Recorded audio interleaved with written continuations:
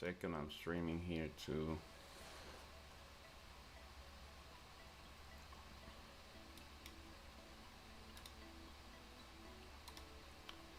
Ok, good morning, bienvenidos, buen día, buongiorno a este stream de la sesión de Nueva York. This stream, New York session, and we're live too. In the, give me 1 second.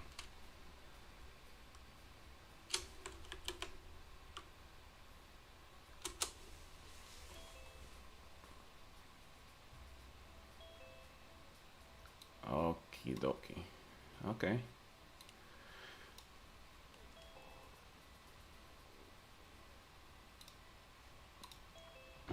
Hey, good morning, Arian. Good morning.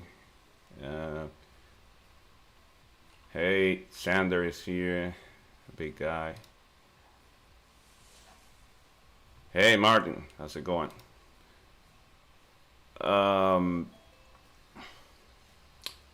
Okay, as you can see, I'm only in gold sales right now. I'm not gonna go for any buys on GJ. This was a sale.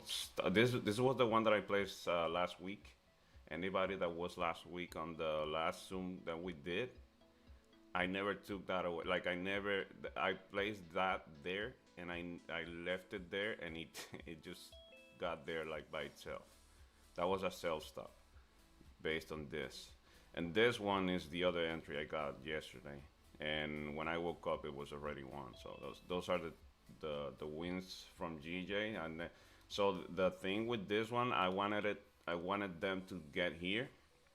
But the problem is that when I turn off the computer, the TP from the magic keys don't work for some reason. So I had to just kind of take profits where, you know, at the closest level because I was going to be sleeping and I didn't feel comfortable leaving it like all the way down here. All the way down here. So the TP when I was awake was here and the runner was here. But when I went to bed, I just moved everything here. So, you know, it's okay. And this one, by the way, I drew this last night. But I'm not in from there. I'm in from here because I didn't place it on my MetaTrader. I entered literally when I woke up now. I entered here. So this is my real entry. I'm expecting price to reach here today. Actually, I should be moving this, right? Hey, hey, Alex, TJ. Lloyd, Lloyd Bannister. Why does that sound like a name? Bannister. Where have I heard that last name? It's like from a movie, right? Rich. Hey, Rich. How's it going? Okay, so let me see something. Okay, gotcha. Banner. I don't know. Yeah, right. Maybe from there.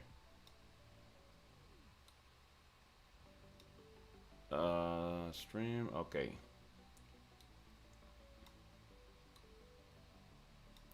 Let me see if I got it right. The I don't know. The streaming is kind of doing something. Oops.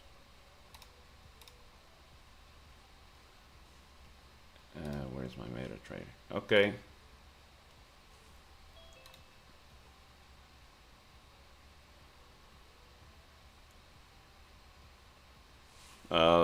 This is from Sander. I mean, Sander, if you want to go ahead and.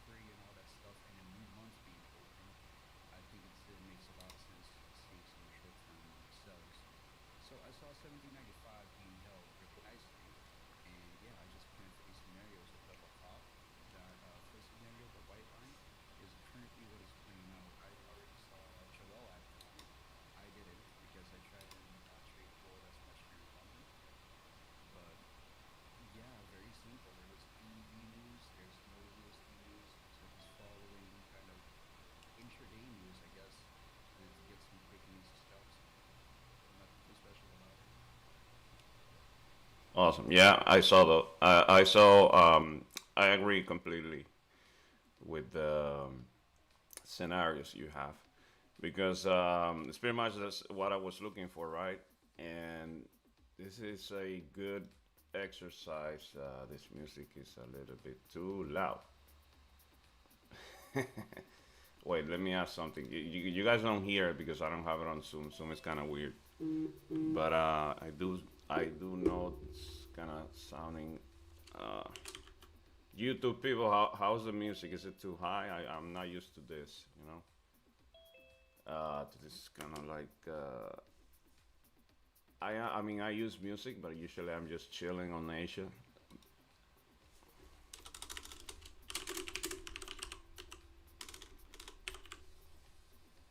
Oh, it's fine. Okay, okay, cool. Okay, Martin, I want to sell. Yeah, so so I like that practice. I like what Sander is doing because that's the same exercise that I do, visual exercise. Helps me out because that way you kind of like don't guess, like you know what to expect is what I'm saying. Like sometimes happened to me a lot that I would draw something like when I didn't draw anything, I would kind of like visualize something at night, and then when I would wake up, like I would literally would play out, but then for some reason like I would forget about it. And oh, what I would do is like draw it in another um, chart. Oh, this one got here too. Draw it in another chart, and then suddenly I would use like another chart. You guys notice I used two and three even. And then when I would go back to the one that I drew the thing, it was everything that I drew. And so that's why I think this is good because then, sometimes you don't have a clear mind until sometimes you draw this with a clear mind, and then when you're in the action, you kind of forget because maybe you're nervous or whatever, or I mean now I usually I'm not at all like excited of anything. I just chilling. But when I was in my process, I do remember like I would forget when I was chilling what I drew with a clear mind, and then I would get like confused or whatever. Let me see. Diogo, hey guys. To be honest, I don't like GJ buys. It's coming down. No, no, no. Yeah, I don't like GJ. I agree with you. Sander, sure. This exactly. That's gold. Exactly. Yeah, gold on the 4 hour, you can see following like a really simple downtrend structure. And Mm-hmm. I don't usually use that trend line, and I don't execute based off of trend lines. Yeah. But it really gives you a good idea of what momentum the market has Yes.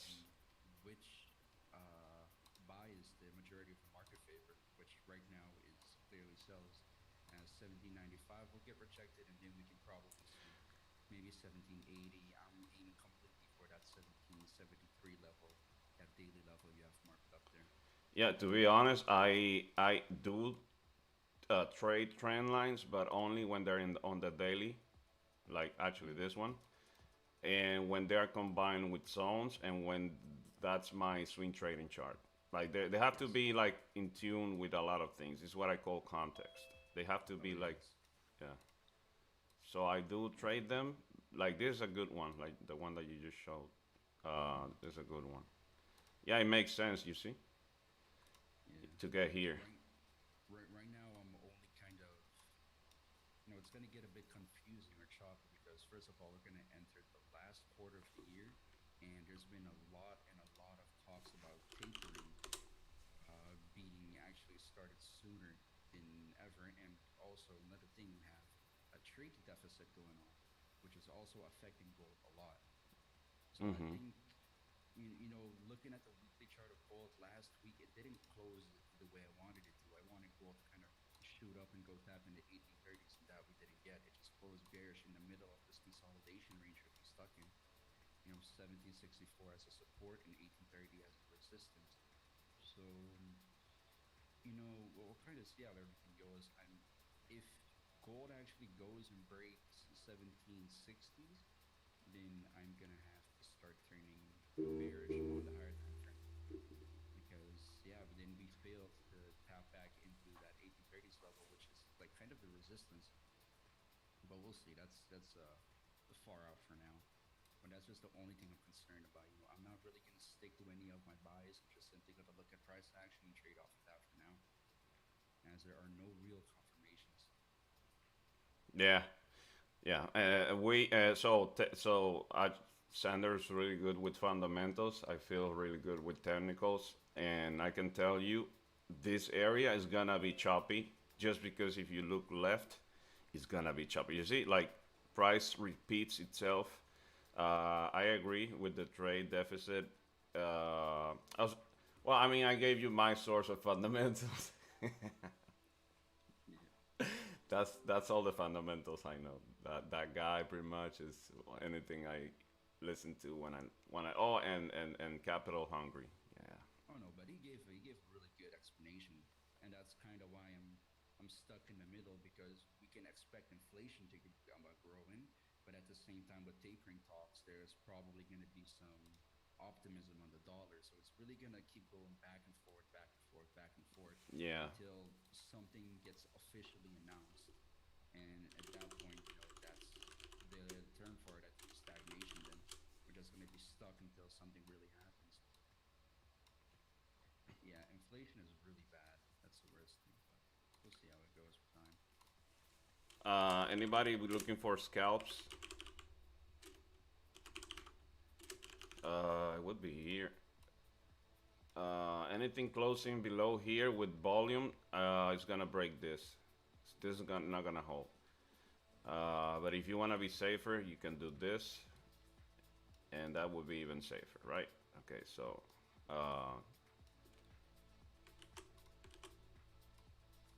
and this is simple. This is just, you know.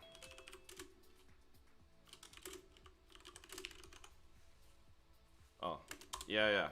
Perdón, YouTube. Yeah, yeah. I have bilingual.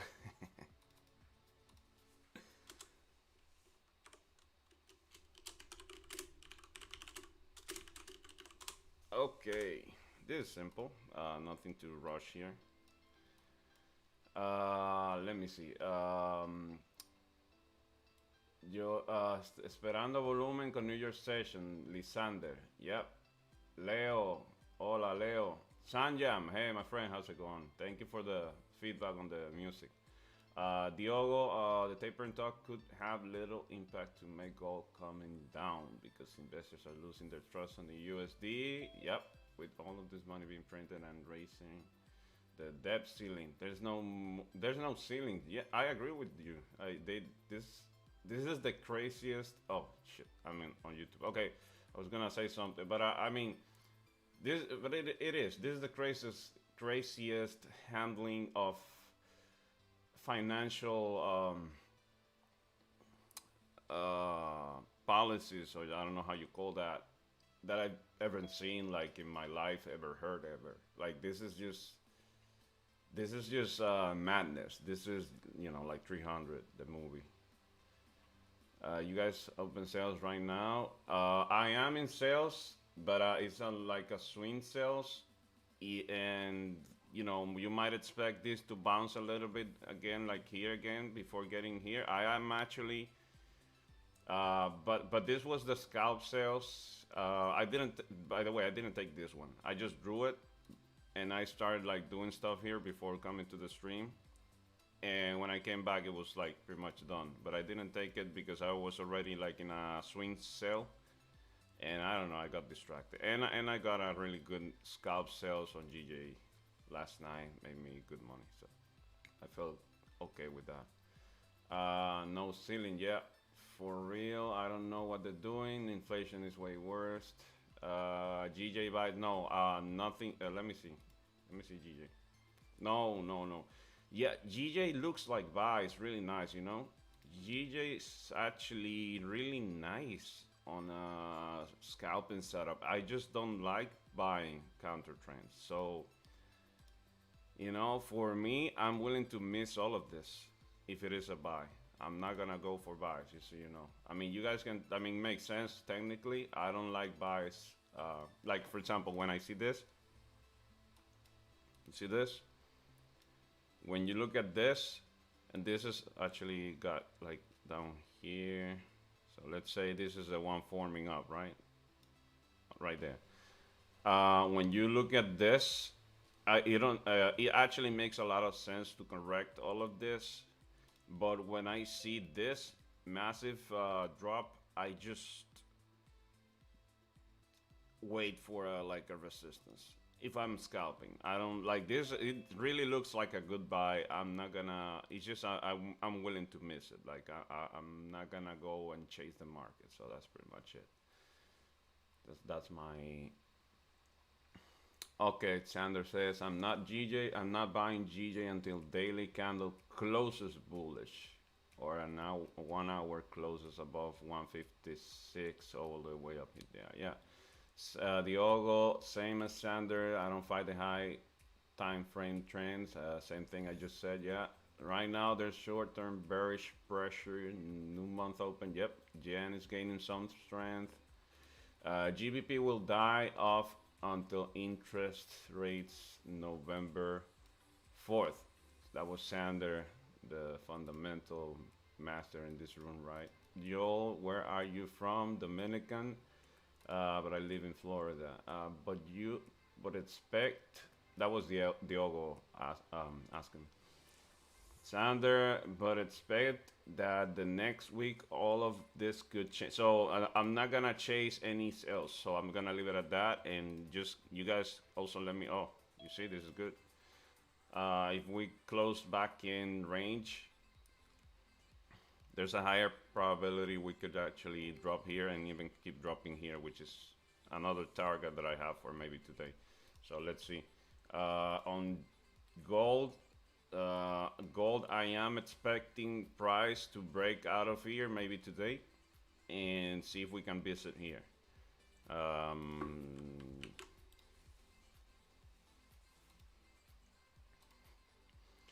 This is a level. I think this is the level, right? Yeah. Well, no, actually, it's down below here. Okay, so it's even better. So this is the level that I'm expecting price to reach maybe today, possibly. If we break below here, I think we might get here because this is a good consolidation. This is good volume being grabbed, and for this to happen, the reason why I'm expecting this because this area below here is a high velocity area. You see, price moves fast. Even those like even the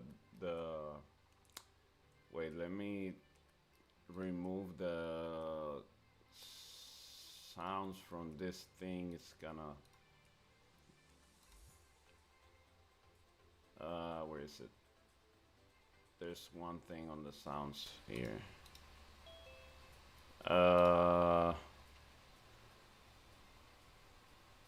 Expect that next week all of this could change. This is ridiculous. Change, feds are horrible. Let me see. Blah blah. It's a lot of chatting now. I see. Okay, Sander is going fundamentals again. So Sander, if you could also, if you want to share anything on the fundamentals, you could just open the mic because we also have people on YouTube. So just Yeah. Hey bro, how you doing? yeah, good. And you? Pretty bangs. Why do you think gold will go down? What sees you like is going down? What makes you down? Because see, Technically, actually technically previous daily candle how it closed is bullish, right? okay. Yeah, I can show you. See, I can show you yeah. here. Look at this. Mhm. Look at this. So when you look left, I know you see a lot of lines and stuff, No, but if you see this daily close, it's just if microscopically if you do just above this resistance support, right? This was previous daily support this area, and the candle closed just above this area here, yeah, yeah, I right? agree. I agree. Yeah. So the candle from London is bullish. Am Yes, I right? yes, So this 4 hours is rejecting the 4 hour support. This area, overall yes, area. I agree with all of that. Yeah. So what I am looking on gold, see, until it stays above 1790, we can expect bullish. Below Yes. 1790 to 80, it's a messy area. This whole area is mess. Yeah. This whole area I see as mess, not clear price action. Maybe you can see on smaller time frame, you can see clear price action, but it's still risky. There is no clear Yeah. sell. That's what I'm looking. And if for the buy, I see like, at Above least here. 15-minute candle close about sorry, I mean this area. Yeah. Uh, I'm looking for like target 1800 for today. Awesome. Okay. I agree with that. I agree with the bias. I agree with your bias. Just what I see. So what I see is this. I also keep in mind this chart for anybody that is new, at least my sharings of screens. When I use white, this is what I see on the kind of swing trading charts, and this is what I see on the scalping kind of view. So when I use black, is that's a visual way for me to understand what where my mind is. This is the swing. You see how it's playing out. So this is why I'm sales. This is a major area. This one. This is a major area here. Yeah. And when you look left, this rejected a whole structure and it actually pushed back to here. Last time it came this and came here, but also when you look even more to the current pricing, it also did this when it was coming down, and it also rejected from this same area and came to the green area here. But if you look again, you're gonna notice that we also rejected here with a lot of volume. With during New York, you see this is the 9 a.m. candle, and rejected London and everything, and it consolidated below this area. So you have to keep in mind this is a strong area for Yeah, resistance. yeah, but the reason this 4 hour close make me confusion. This 4 hour close. Yes, so this 4 hour, I recognize this 4 hour. I've seen it before. Yeah. So when I see that four Like hour, like for example, like yesterday, this 4 hour body. yes, but there's a difference. Yeah, there's a difference. The when I so when I see, for example, when I see this happening, I usually go down. You see, this is playing out actually.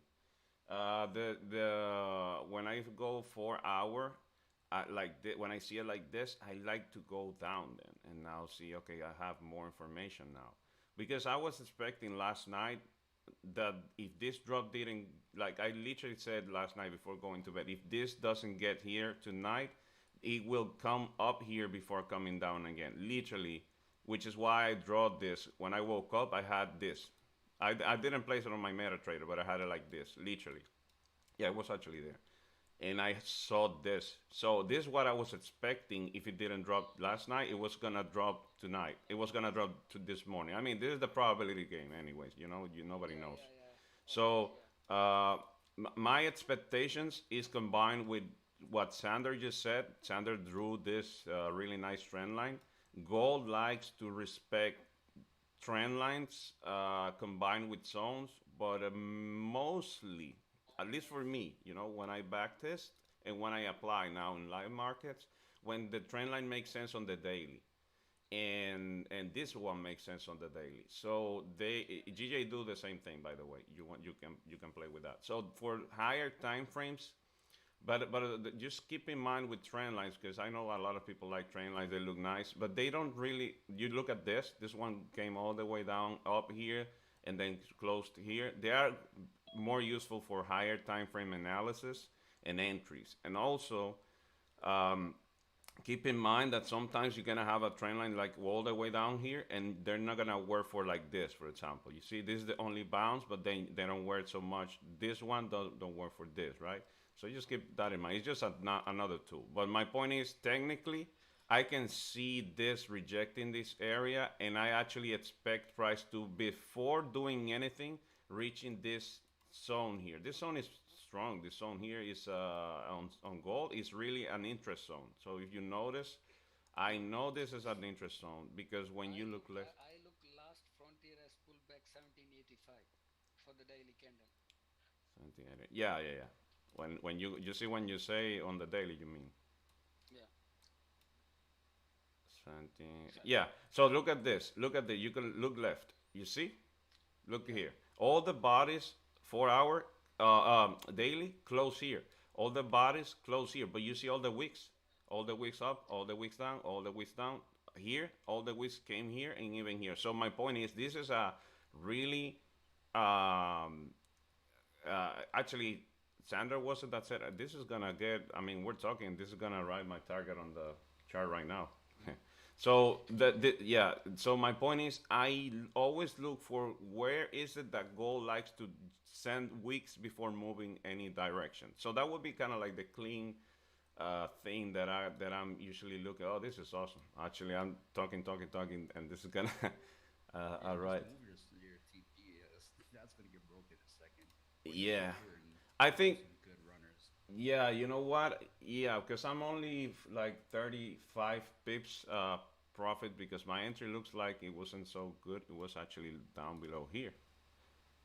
Yeah, my entry was here. So, because yeah, this is my real entry.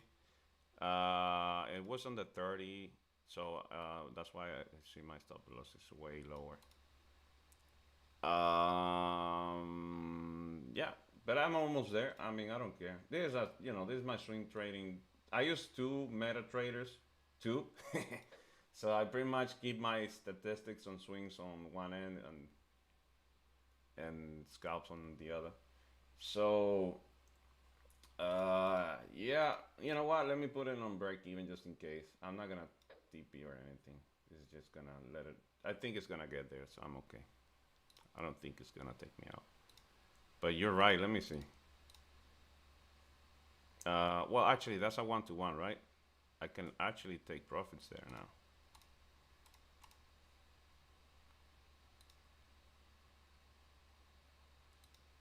Yeah, you're right. Okay, so I'm TPing and letting it run. You're right. If the Uh, 4 hour manages to close below 78 now, probably takes us my first target being 17,283 area, and then my full TP is 17,074. it was where was it? My full TP is going to be 1774, so that I'll leave for runners. 1774. Oh yeah. You mean down below?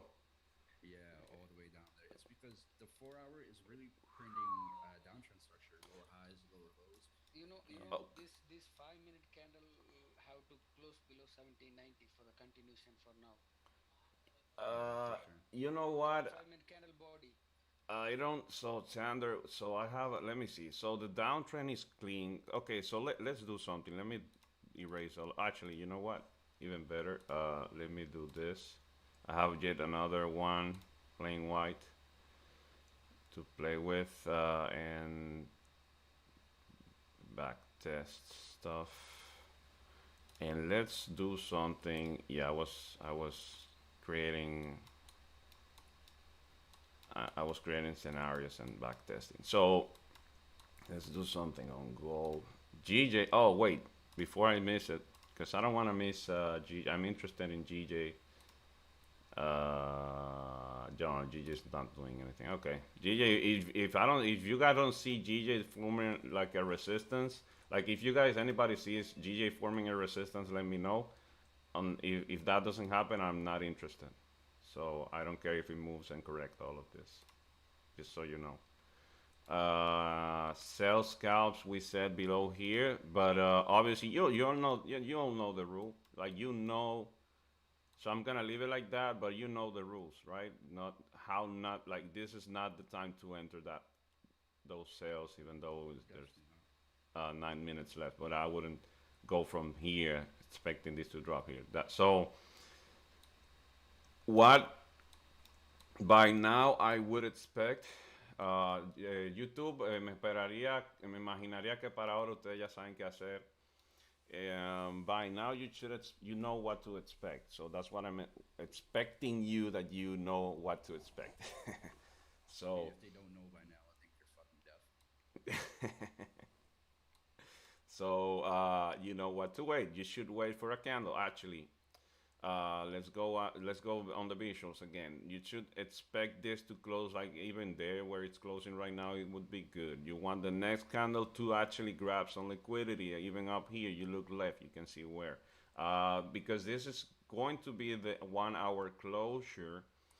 You could actually you have to go to the 1 hour. So the most important levels right now are gonna be 1 hour, not even 30 minutes anymore, because the higher time frame candle that is about to close is the 1 hour. This is me on the technicals. That's what I found out. I've never read that anywhere. This is my own notes. So if you wanna take notes and then test it out, you're open to do it, to do that. That the most important levels are the ones of the higher time frame candle that is about to close, and that's it, and period for me. So if 1 hour is about to close, I don't care about any other level than the 1 hours. If the 4 hours about to close, I don't care about any other level than the 4 hours, because there's many candles on the lower time frames that are gonna end at the same time. The most important is the higher time frame. So right now, 1 hour is what I care about. So what I have to see 1 hour closing below, then the next one, the next candle, if it closes below, what you want to, what you could expect is a 15-minute candle going up and even closing looking up, but respecting the area. So there, you want to go then. That's when you actually, okay, we close. Okay, now we know that we can look for sales. Now you want a 15-minute candle when it is the 1 hour, the new 1 hour. Usually you see a 15-minute candle looking the other way. Like if it closes here, you might see a 15-minute candle looking up, but closing below. If you see that, that's one of my golden entries for sales at least. If you see that happening, like this is the 1 hour and you come to the 15 and you see like a 15 looking like this, actually even inside the zone, it doesn't matter, it's a 15, and then coming down and kind of like breaking, you actually something like this that happened here. Let me see if I find another example. You're gonna find them many times. Oh, look at this. So like this. So that I don't know if this is a new 1 hour, but it's something like this. They look like looking on the other way, and then when they close below that 15, it's just gonna, because it's gonna continue. So that's a setup for me. If this closes below on the 1 hour or anywhere here, and 15-minute looks up, the and especially if it doesn't have a wick below, breaking the wick of the 15, it's a good trade to here if you're looking for a scalp. Even the 30-minute is even better, but I don't even think this is gonna give you time for the 30-minute to. I don't think so, because this is moving way too fast here.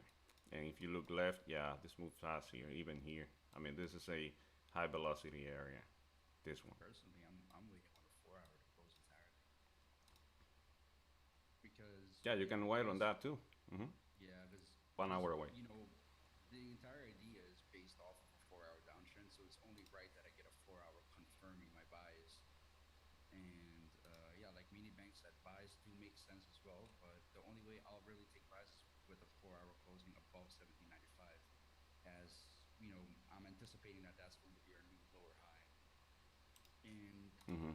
there's another thing that I just realized, that I went on a daily and I drew a trend line, and this exact area looks kind of like a pullback to break the daily uptrend structure that we've had, because we've been failing to, what's it called, to break higher highs, and now we're framing lower lows on the daily. So it's kind of interesting now, really. Yeah, GJ, well, last week I said it, like that if this closed below here, when we were closing here, I do remember saying that I would be a little bit more biased towards sales until proven otherwise, because structure-wise, this is a closure, this is a resistance, this is a new higher low. Mm, So Like Alexander said, the 4 hour closes below 1785, then we can look for a safer sell. Other than that, this will be just pullback for the upside on daily. yeah, so this is what I see. So let me go at what I see too. There are two scenarios. When I see this, like trend, just look at this. You can do this, and this is why I Yeah, say, you are, at least you are earlier in the session too. So you know, the most of the moves we got like last 1 to 2 weeks, like after 9 a.m. to 11 a.m. Like 10 a.m. candle will do the job oh last yeah, few weeks. yeah. Yeah. Between 9:30 and 10:30 is when you see gold reaching out for Yeah, levels. easier move, stress get like 20, 30 pips secure. Boom, that's it. Mm-hmm. So look at this. This is what I was saying. When you see a clean trend line on daily, you can actually do this that I just did, and it works like a charm, but it has to be combined with zones. But if you notice, where did it reject? On a zone. You see? Where did it reject? On a zone. So that's the only time I actually kind of look at trend lines, right? When I see this, I actually see in my head two trend lines, believe it or not. I see one from here, like I see, because usually I also notice that this is a weekly zone. When price is gonna reject a weekly zone, I notice with trend lines, this is me playing a lot with trend lines, that it actually creates like a little bit of a fake out or like liquidity grab that breaks the trend line. So the real trend line starts above the place where it would start, it would actually break and retest the previous trend line. So that's me just taking notes, right? So my point is, if you're gonna clean a trend line, if you wanted to, hey, I'm just saying this is just me for swing trading. This is one that I would do, and this would be more valid for me. I mean, that's how they have been working out for me better. Also, for like yeah, for swings they work, man. I mean, it's just you have to know how to use them because they can become messy and they can give you fake outs. And they can, if you don't understand how to trend them, how to trade them, it could actually be a mess for you. Also, there's like three things that I've done in the past. I could draw this like this, and it would still make sense. I promise you that if I go to 4 hour, you're gonna see something here that makes sense. Actually, let me show you. It always does. Look at this. Doesn't it make sense? Look, I actually have a different trend line from that. and this, and then there's another one. No, yeah, that's what I was gonna say is I actually see two trend lines, and then you see Yeah, this one. yeah, that's the one that I have. I know this is what I call the 3D trend line. I even have names for them. This is me. I call them the 3D trend lines. You see, they look like a projection, and this is what's going on if you went by for trend lines. But guys, we're waiting for the scalps here to close. So it's just 1 minute left. So I don't get scared that we're now talking about. No, no, I know. Don't I know, right? I don't talk about trend lines. So we're just playing around here. Okay, this is for swing traders. Don't get scared. Yeah, like trend lines make sense, but not if you just abuse them. Things No, like that. exactly. So if you want to make sense out of them, they have to be combined with what I always call context. It has to make sense with the context. What time? Number one, where's the structure on the daily? Okay, structure is right now kind of like bearish, to be honest. Where's the structure on the 4 hour? The structure on the 4 hour is literally bearish, clear, clear, clear bearish. We just draw it right here. Where is the what time is it? That's context. What time is it? Does it make sense for price to grab liquidity if it's gonna get out of here? Yes, it actually makes sense. So all of that combined, and then you start drawing zones and all of that, and then you can play with that. I mean, that's for people. I'm sorry, this is just about to close, so I'm just gonna come here. Wait. Wow, it actually closed like right there, right? Yeah, this is a so on a major structure. This is what you could expect. This still okay with the sales. This still okay with the sales that I have. This is in tune. It's just that let me see something on my end. Did I just why the, what's going on? Oh, it didn't take it didn't take the what happened? They did not hit your target. Mm, oh, I don't see the no, I don't see the partial. I don't see the hit on the partial. Okay, close. Let me close custom. You know what? It's okay. Close custom. Close half. Did it close now? Okay, now it closed. Okay, now we're fine. Yeah. So now we could expect this to come here. My entry is protected. Is TP'd also now officially. And let's see. So this is the only problem, the only issue I see with my break even thing. I think it's gonna get hit. I mean, there's a high probability it could get hit, just because this is. Oh wait, so let's go to the 1 hour. I said that we should be looking on the 1 hour. Okay, no, it doesn't have to get hit. Okay, on the 1 hour, I see a better picture. So this is good. If we break, if we go from here down, now it would mean that this target. By the way, my entry was really like around here, and it was on the 30 minute. This actually is break even. Actually, we're kind of like here, and this is where I would expect price to get now. Um, but it could be, this is a 8 a.m. You could see something going. Actually, it doesn't make sense to see anything going up because it closed way too much like at the level. So it's just tricky. But it would make sense to kind of get here quickly because this is a high velocity area. So whenever whatever price is about to do here it might just go ahead and do it fast. So this is what I would say to anybody that is not in the trade. I would not kind of play with high velocity areas like this if I don't see a clean, like, okay, formation of a resistance, anything that you recognize. So if you don't see an entry, you should not be taking an entry. Like if you don't feel comfortable with this closure, like for example, if I wasn't here, I wouldn't feel honestly like good about it. I would wait for kind of like a confirmation. I wouldn't play with it because anytime you play with it and it's not part of your plan, you have no idea. If you're messing up the percentages of the probabilities of your setups, so you don't have a clean way to back. Obviously, you can go back and see, okay, why did I lose? And then, okay, the feedback on yourself is gonna be messed up because I, did something that was not part of my plan. But the entry all the way up here for anybody that just got in YouTube too is we were looking at all of these rejections. This is a 1, 2, 3, 4 structural rejections. So when you see a structure being rejected, structure means the whole price with the higher high, lower lows, all of those kind of cool things. When you see it rejecting an area, that's a good sign of a potential, reversal in this case. This is not even a reversal. This is just a continuation of 4 hour bearish trend for now.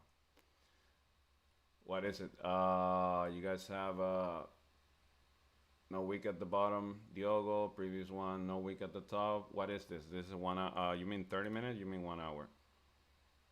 Oh, you mean that's GJ, right? You're talking about. I don't see anything with no wick. Same thing, more than this in volume range. GJ sells, yes. Okay, GJ, let's go GJ. Yes. Oh, there you go. So the buys played out right. You see, I'm okay with missing that. But there were good buys like here. Like if you were looking at GJ, if you were looking technically, exactly after the week down, exactly, Diogo. That was a good buy. Goodbye.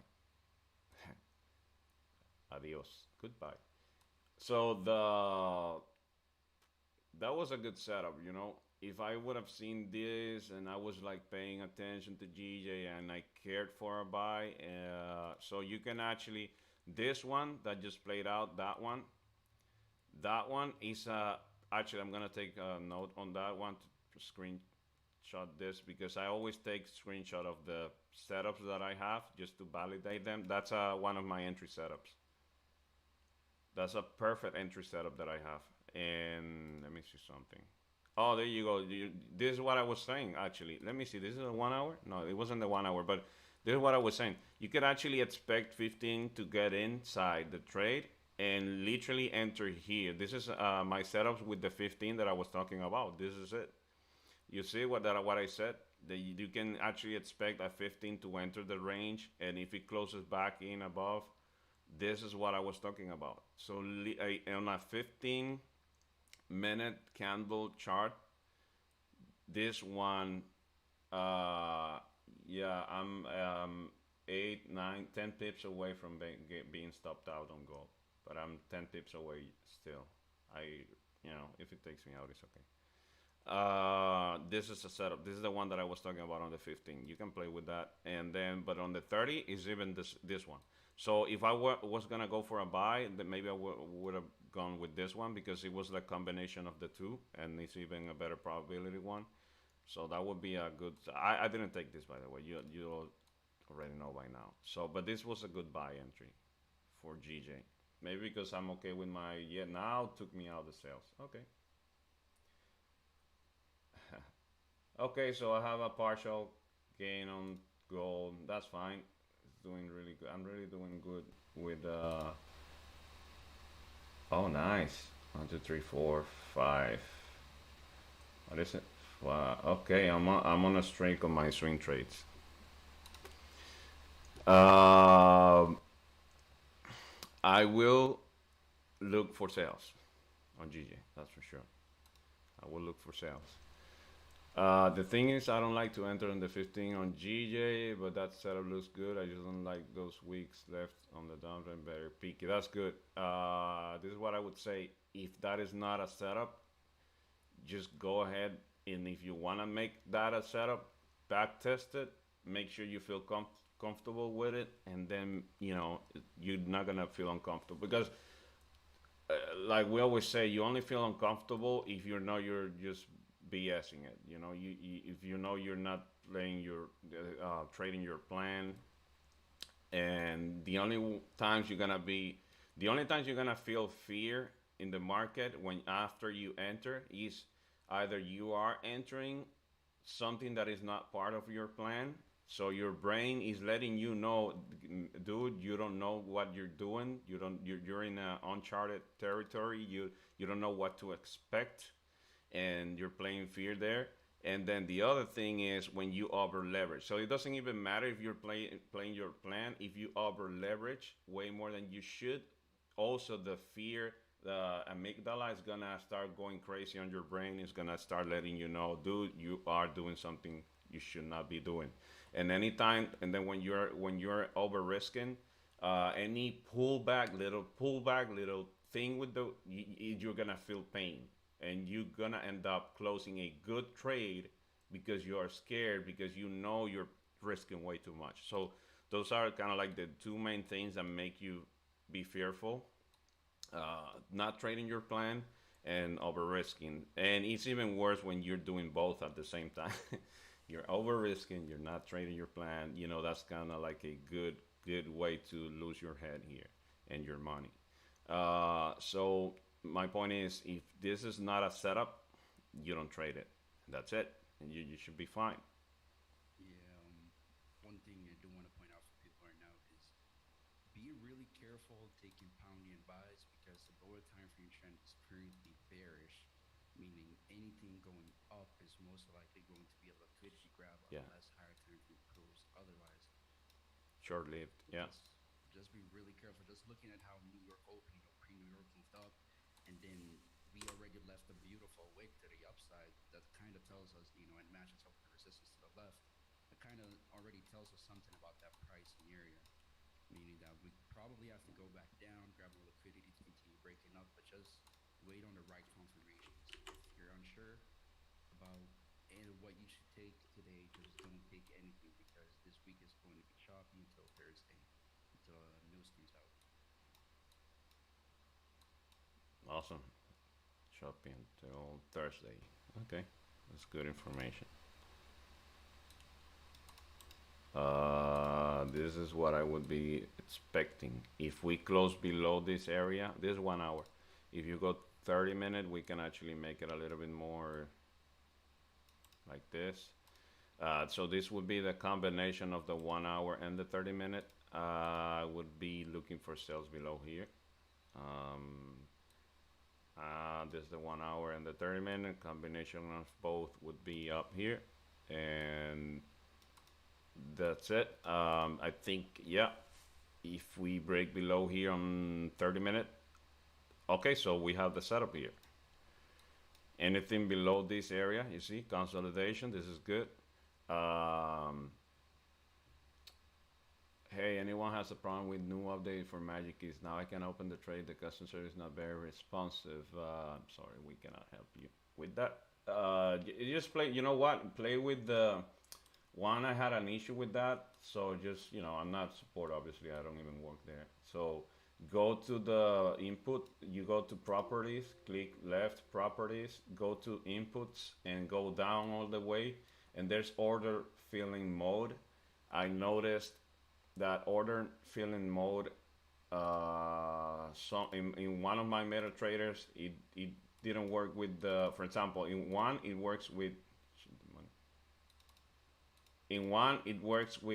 order filling FOK, and in the other one works with IOC. I don't know why. Your stream messed up. Oh, the Magic Keys. I noticed, by the way, gold took me out, okay? Magic Keys. Order filling mode. Look for order filling mode, and that helped me. I mean, in one MetaTrader, I'm using one different than the other. I don't know why, but that's how I noticed it works. And when it didn't open a trade for me, usually that was the issue. Yeah, I'm going for, I think GJ now is cleaner for sales than gold is for, I'm with Bessel there. Because of this, it took me out. So, no trade range again. That was a good, you know, a good attempt. But it's okay. Now we just have to wait. So Minibank said, is Minibank here? It's not even here, right? Oh, okay, he left.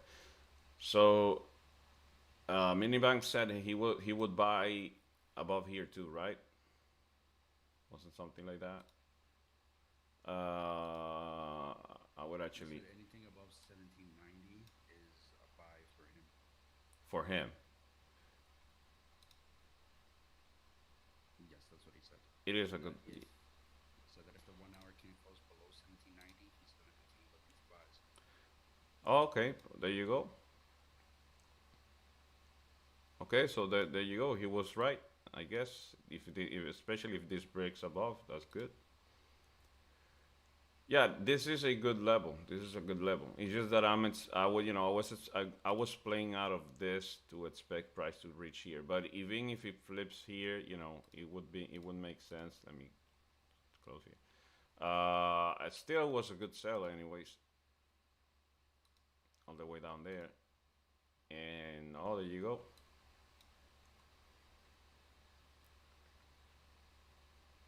Yeah, I don't care about gold right now. Like this is moving really aggressively, and you know this girl just grab liquidity in this same area, and look at this the behavior. That's okay. You know that's gold. Gold is supposed to play with your heart. It's one of its main characteristics. GJ, it's what I'm kind of like anticipating. It's easier sales for me on GJ than is dealing with gold right now. I think because we have a good area here that if we get out of it, could play out to this level down here.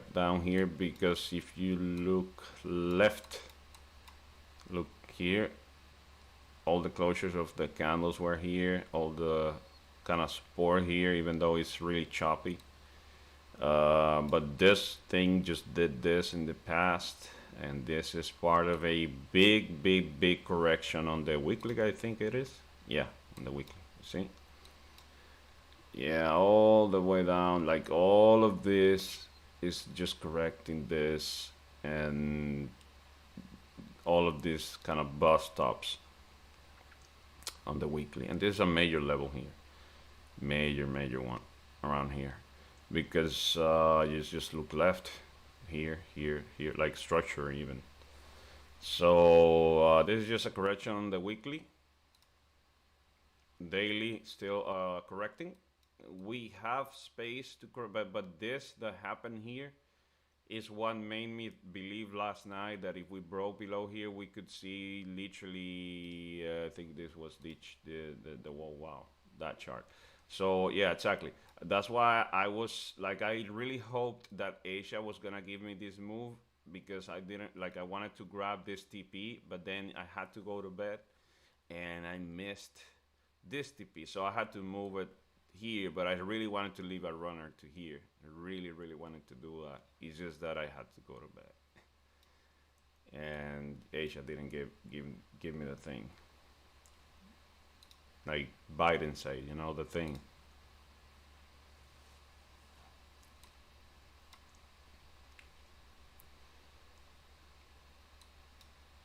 Hey, you know, man, the thing.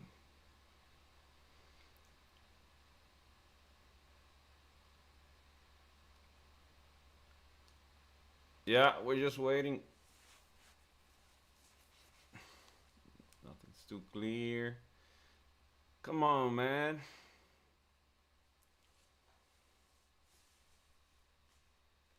Uh, Lost. My wins on gold are around 1-2. I'm good. Managing race makes me happy. Yeah, that was the key for me. Like, I was a good trader if I was managing risk, and I noticed that that was my main problem. I wasn't managing risks, and more than that, you know what really made me lose a lot of money? That I was not trading my plan. I was just getting in willy nilly. Like I was just getting in and that's it. Like without really having setups. I have 6 specific setups that I trade.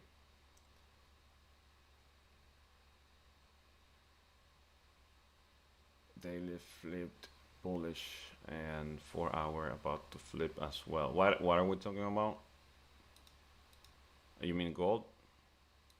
Yeah, I would. Yeah, yeah, gold. What? So the interesting part about gold is that if gold flips above here, it would be this a fake out on the weekly or a liquidity grab to push really hard up, which is an expectation that I have on this chart.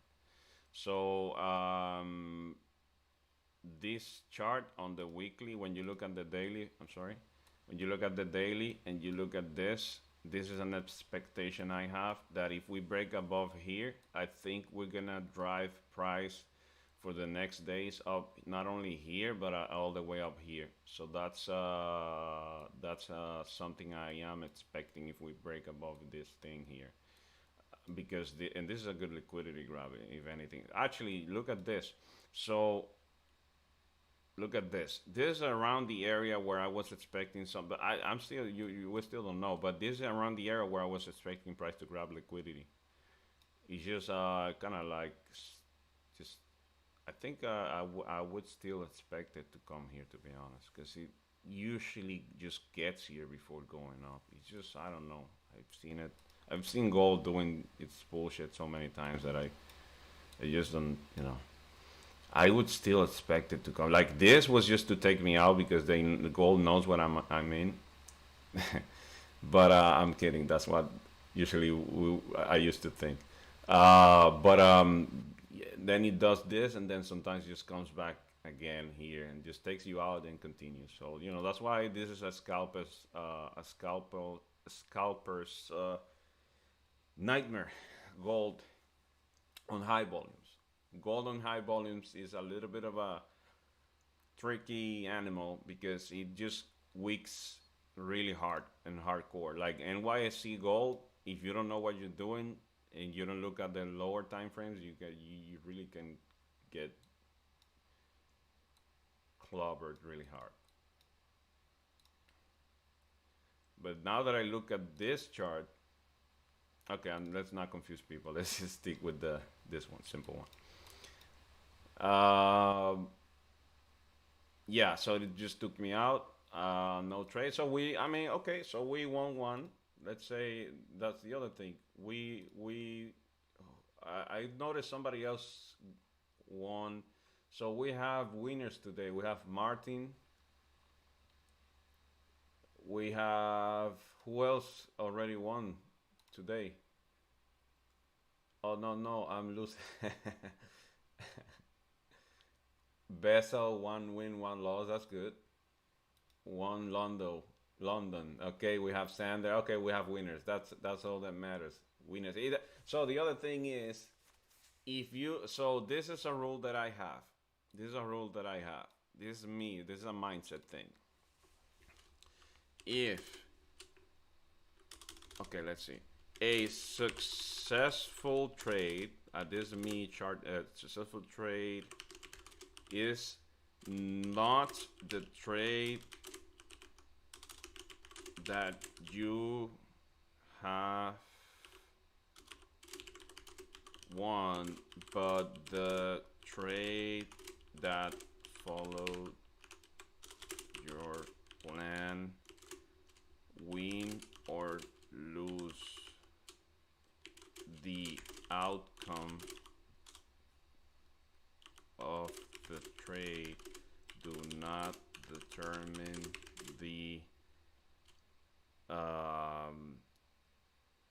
how you call that, determine if it is a win, a successful trade. So that's kind of two ways of looking at it. If you lose and it's part of your plan, it's a good trade. If you win and it's part of your plan, it is a good trade. If you win or lose, it doesn't matter. It doesn't make it a successful trade. It's just part of your plan. That makes the trade a successful trade. If you don't follow your plan and you win, you don't have a successful trade. You just played yourself. Does that make sense?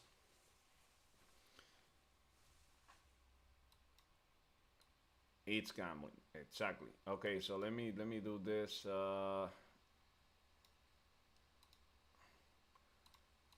What am I doing here? Hey, good morning, Crypto Tiger.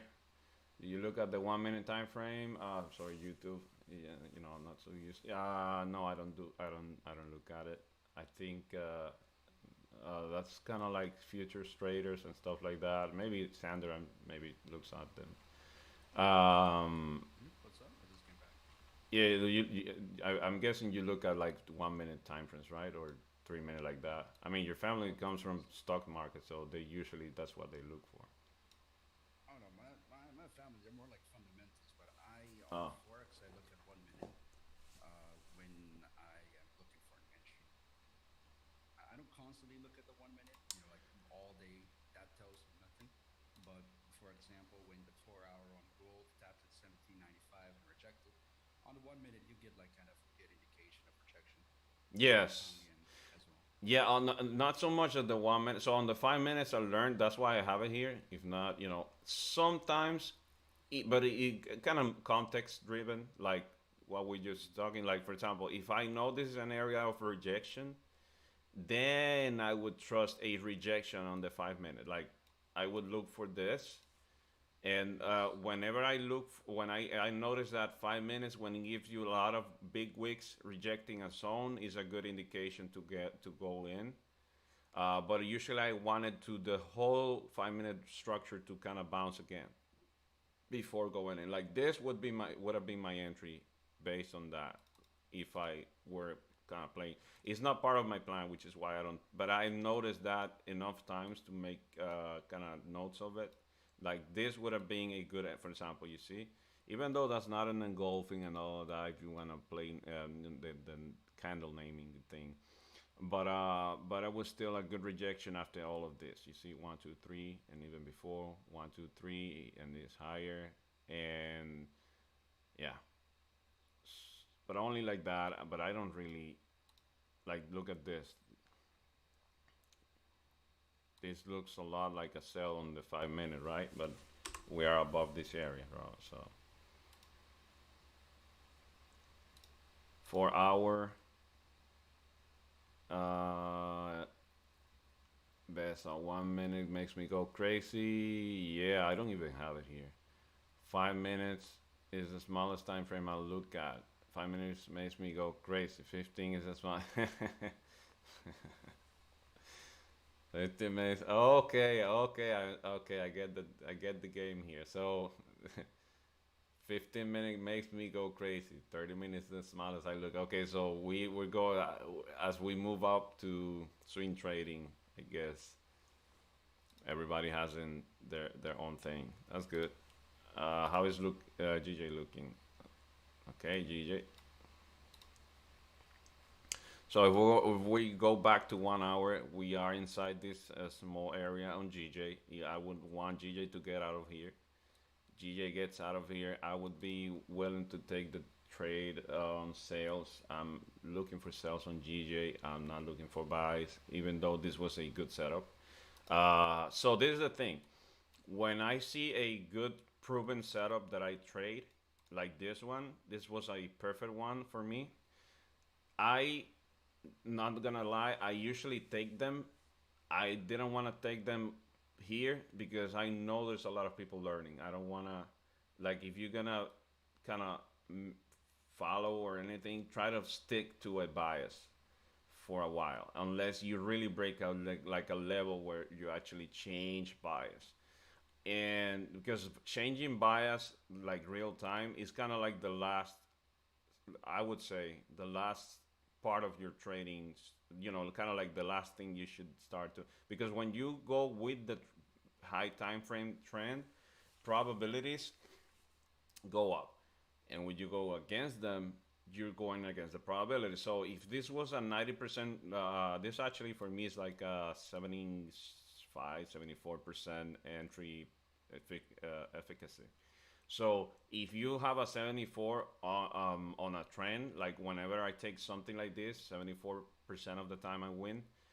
If you go against the trend, you can chop 10% out of it, and it becomes like a 64%. So that's the only thing. And if you're gonna, and I don't leave runners when I'm taking counter trend. Lysander, I think I'm down no trades today. That's Lysander. That's a really good. That shows that you have. I'm guessing you have a lot of time trading, or you have good discipline, or you have both. Because just calling out a day with no trade is the simplest thing in terms of action, because you're literally not doing anything, and it's the hardest thing to, at least for me and most of the people I've known, to kind of get to that level where you can actually call it a day without any trade. That's really hard for people. So if you're done no trade, man, you're like a right, you're at that level, and congrats. That's not simple. I mean, that's simple. It's just not easy. It rejected, same time, looks like it's not quite ready for sales. No, at least not for me. 1 hour close around 100 area, bearish, then that would be perfect. Yeah, okay. Yeah, we are inside this area. This could be an area where we grab some good pricing for the big guys to continue going down. The 1 hour, it's like we said, it's bearish. We are here, rejecting here.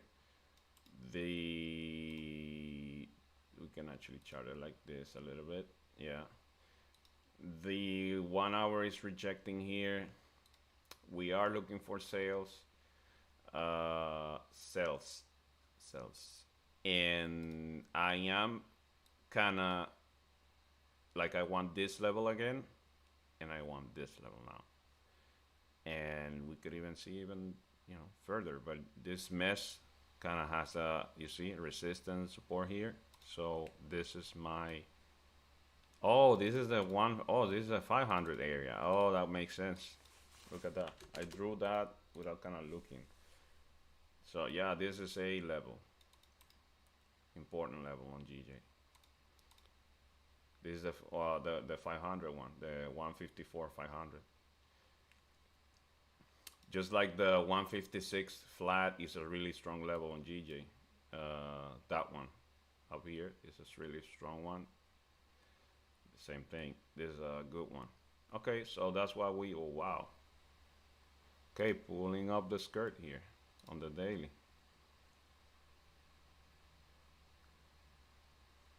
So we're here and we're bouncing from here. And oh, even the daily kind of agrees with this. It's just that it sometimes get here before continuing down. I'm okay. I'm going with the bias, so I will feel really comfortable going sales as soon as we see a good rejection on the 30-minute. The perfect one would be same setup but coming down. Like if I see that, then I'm taking that like here.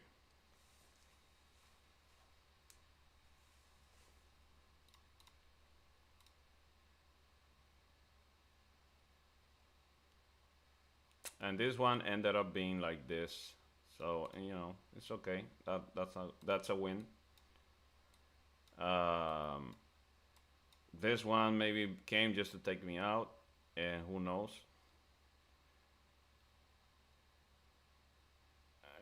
8:30. You know what? So I I don't trust buys. You know, I'm maybe not there like so, like I wouldn't feel comfortable with buys like mini banks because I don't trust that like after I see this I don't trust buys like I 1 2 3 4. I mean I my mind kind of like anytime I see that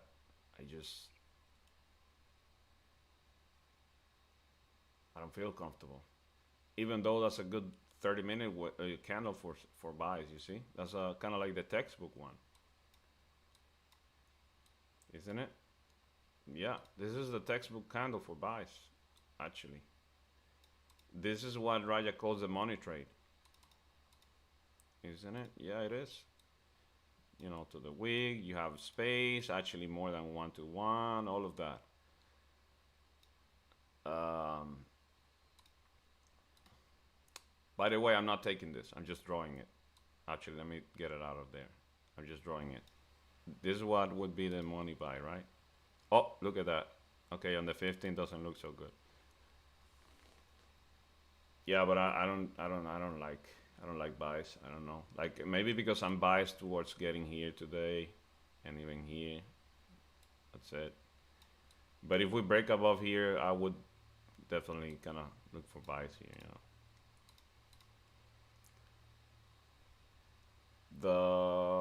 Let me see. I was gonna do something meanwhile. Uh, while we wait, this is 8:30. 8:30 hasn't given us anything other than oh, there you go. Oh, look at that. You see? So look at that. If it breaks now, 8:30. If it breaks this week, the probabilities if it breaks this week, probabilities for it to get here are like really high. It's just that the wick over there is way to look at that. The wick over there is really like big for us, but for from here to here, that's a sell, and that was the sell that I was waiting for. Oh shit! I like, you know, that one entices me a lot because that's what I was expecting, but I'm not gonna. Let me see. Yeah, that's the sell right there. You see what I said? It just took me out and then continued the path of glory. And from here, probabilities now are to get here really easy. This is a high velocity area, and then to get here. Give me 1 second. Let me see. Let me see. I think I feel I'm gonna do a low risk entry. Where is it? Oh, there we go. Got it.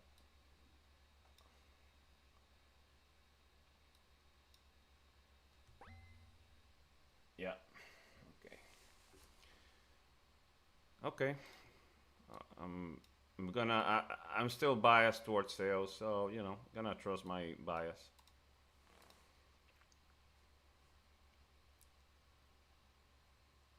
Yeah, just go ahead. I'm gonna take profit here and let the runner.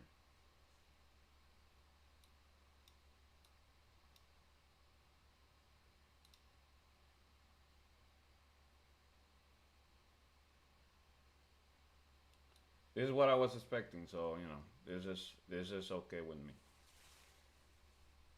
Let's see if we actually get here. And you know what? The TP tool should work now, right? Let me see. Let me set it up. Partial TP. It should work fine now. Come on, go. You grab liquidity. You have strength. You can make it. I'm taking profits here. Partial TP.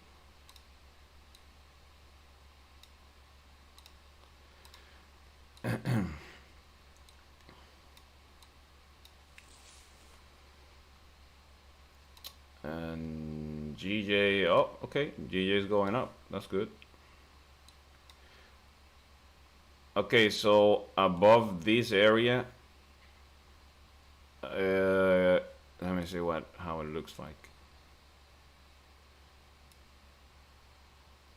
Yeah, okay, so now we're reaching this. Okay, so now this, oh, because we're about to close the 4 hour, right? Okay.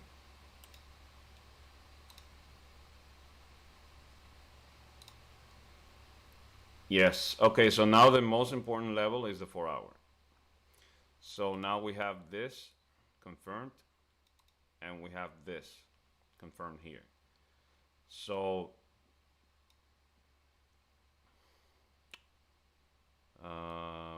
I would still not trust any buys on GJ. I would like I'm literally. And by the way, I'm okay with yeah. I'm still looking for sales on GJ. I want this to reject. And on gold, I entered half a position because the entry is just because I'm so biased towards getting here today, and look at that, and it's all kind of playing out, and also I expect like the last push to be a little bit more aggressive to this. Oh, okay, so now looking left. Okay, now I noticed something, but it should, it should have enough strength for the last 20 minutes to kind of get there. I think I'm gonna move it here, a few pips above this candle wick here. Ended up being not so good of a RR, to be honest. It's just that because I'm biased and I wanted to get here, I am gonna. So I feel okay with my TP. I'm gonna just edit here. TP. Oh, it's flipping on me.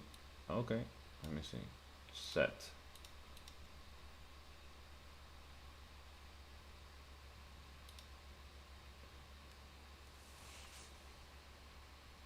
I'm still 30 minutes, 15 minutes.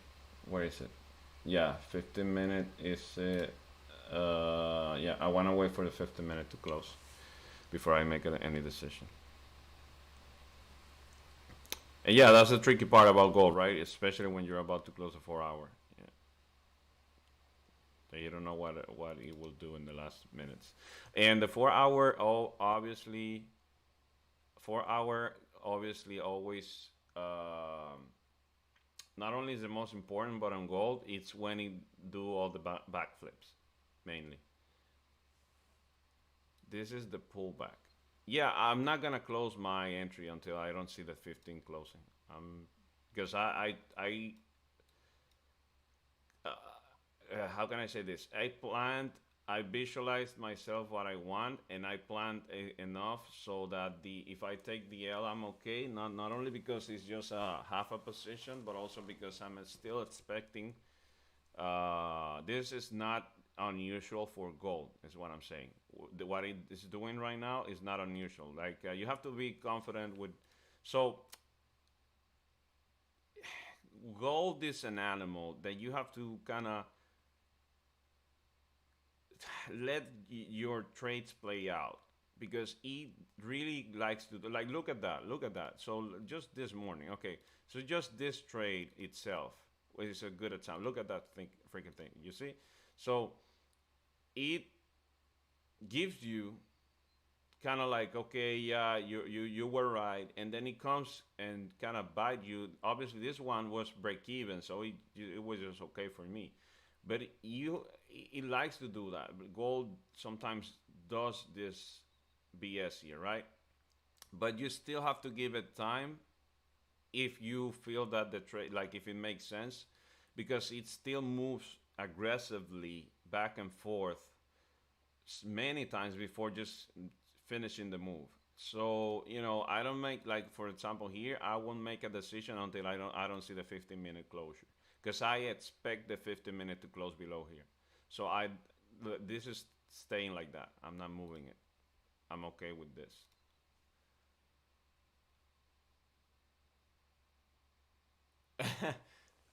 Besa gold gave me another F. I'm sorry, man. Anything below 155.8 is a clear sell to me. Oh, you mean on GJ, right? So yeah, so yeah, let me go back here. Point 0.8, point 0.8, anything below here. Yeah. And this area now, we have to see what's gonna happen with this.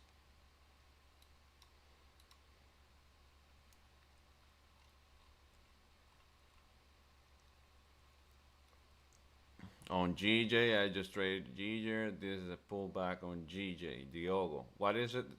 You gotta buy? This was a good move, man. It was a good move. Wow, 40 pips. Okay, congrats, anybody that took that. Definitely.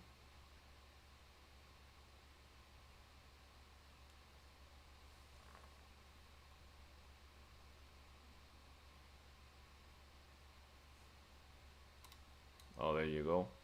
Oh, wow, GG. Okay, if we break.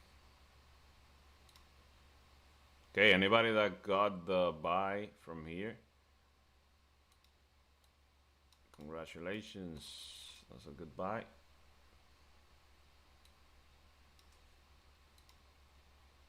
Congrats. Breaking previous 4-hour. Yep. Yeah. Breaking this. This is the 4-hour mixed with the daily. Oh wow. Okay. Nice. Okay. We just broke the 4-hour. Daily is pulling up the skirt. And that's it.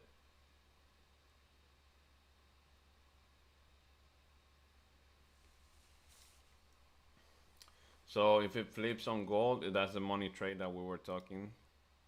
The famous money trade. Oh, okay. Yeah, 15-minute. I'm closing here. Now we close.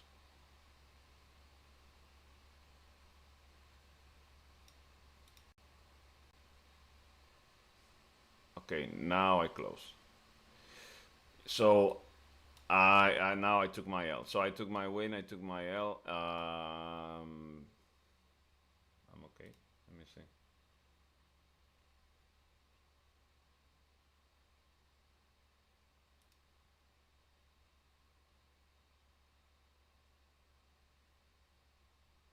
Time. Okay.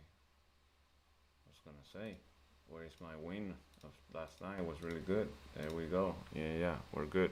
Okay, so this is the setup. Actually, this is the buy. This is the money trade that Raya talks about. Now I'm just gonna wait for the 4-hour, but we're inside the range, so just don't do anything. That one was with my bias. I felt okay with it. Lost. Um, I felt like this was a liquidity grab, maybe to fulfill my bias. At the end, market won, and then there we go. And this is the money trade. So remember the money trade that we were talking about? Now look at this. So this is the only tricky part. Look at the liquidity grab before doing this. I'm not gonna take it, by the way, okay? Just drawing it. This is the money trade, all right? It's just there's a 1-to-1, right? Isn't it? No, not even. Maybe like this. Yeah, there's gold being gold. Exactly. I'm okay with that. If you trade gold, especially as a scalper, you have to kind of get used to this. And well, I mean, as long as you win more than you lose, right? And this one never gave me my. Okay, so let's see what to expect from gold. Let's go back to the charts on the higher time frame since we're about to close the 4 hour. So we already know that we have the weekly, daily. Well, we have the weekly level here. I might start to let me erase all of this to make it cleaner. And even like any down below here, let's make this whole chart cleaner. Okay, this is where we are. We'll have the weekly here, the whole area. We have previously been, this has been previously been a support, previously been a resistance, tapped here, kind of like a resistance here. I do remember 2 weeks ago, and even last week, mentioning that on the structure, like if you see the structure, this is the last time it did something significant, and it was a lower low on the weekly. So, you know, I'm kind of expecting a potential continuation on the bearish trend on gold. If we see a rejection, and this is looking like a rejection on the weekly. So on the daily, we have this happening. We have that trend, and we have that trend going up. So this is kind of like this, meaning we are squeezing the price, and this is still bullish because, you know, we're going up, but the structure on the daily is not bullish. I don't see a structure bullish. I mean, I don't see, even though the major trend on the weekly, I mean, even if you look at like this, like using the thing, it looks like bullish. This I consider a structure, this a structured top, meaning this is a higher high, this is a lower high on the closures of the wicks, and this is a lower low. So what that means is I oh I wasn't I'm sorry. I wasn't monitoring something.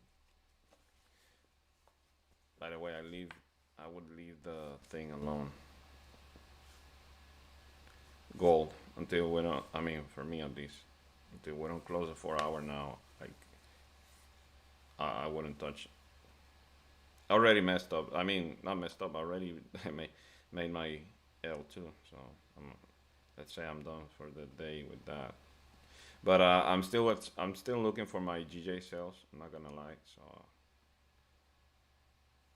not gonna call it a day yet because I want the GJ buys. Okay, now I have this. Okay, now we're talking.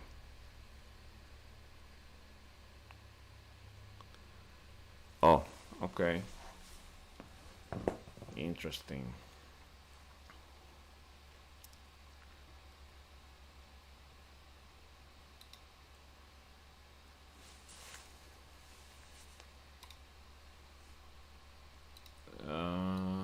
Wait.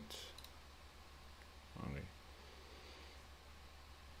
Okay, so I was saying, yeah, I'm not gonna lie, I'm still biased toward this level. To this moment, I am still biased towards getting here. like it doesn't change. Like my bias changes when we break above here. So you know, I'm not gonna change my bias because it doesn't make sense.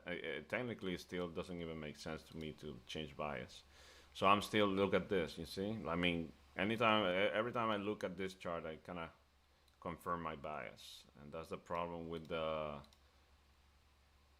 biases, right? When you're talking politics, that people don't change bias so easy. It's good that you stick to a bias in trading if it makes sense technically. But if you have any evidence or facts that go against your bias, you should be fluid and then change your bias. But you know, that's what you call an independent, a libertarian, I maybe. Usually are the people that kind of like are more open to biases. I mean, to changing. So you have to have like a libertarian mindset on the charts.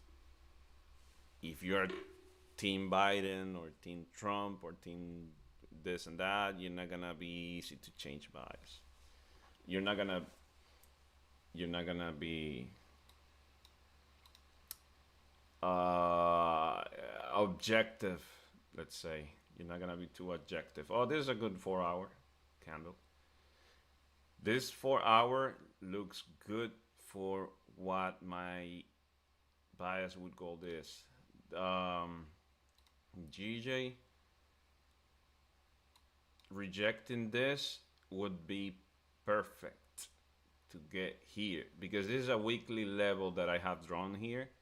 I ignored the weeklies until I get to Thursday night, Friday. So weekly doesn't matter to me that much because we're, you know, the weekly candle is not even, and all we just got here. But I'm actually kind of expecting here. So let's see. GJ 1 hour closed in bearish. 1 hour. 1 hour. Don't see it happening. Would be awesome. Oh, okay. Yeah. No, I mean, a rejection here would be kind of perfect. It would be perfect.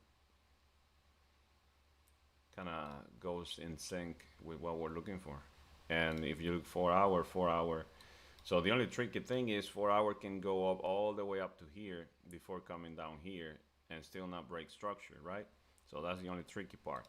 1 hour already kind of broke structure, but that's okay.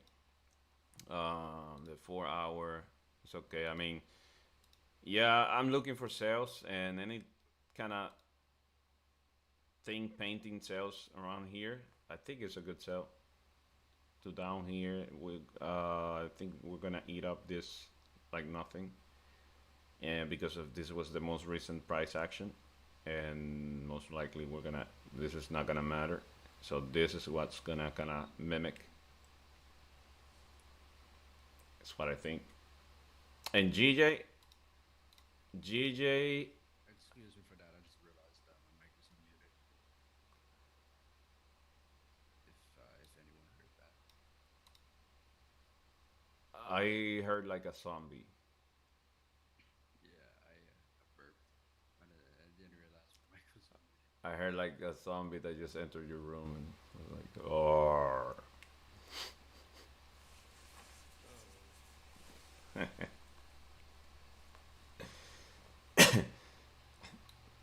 Like, but honestly, I wouldn't tell. I couldn't tell if that was what you just said unless you said it.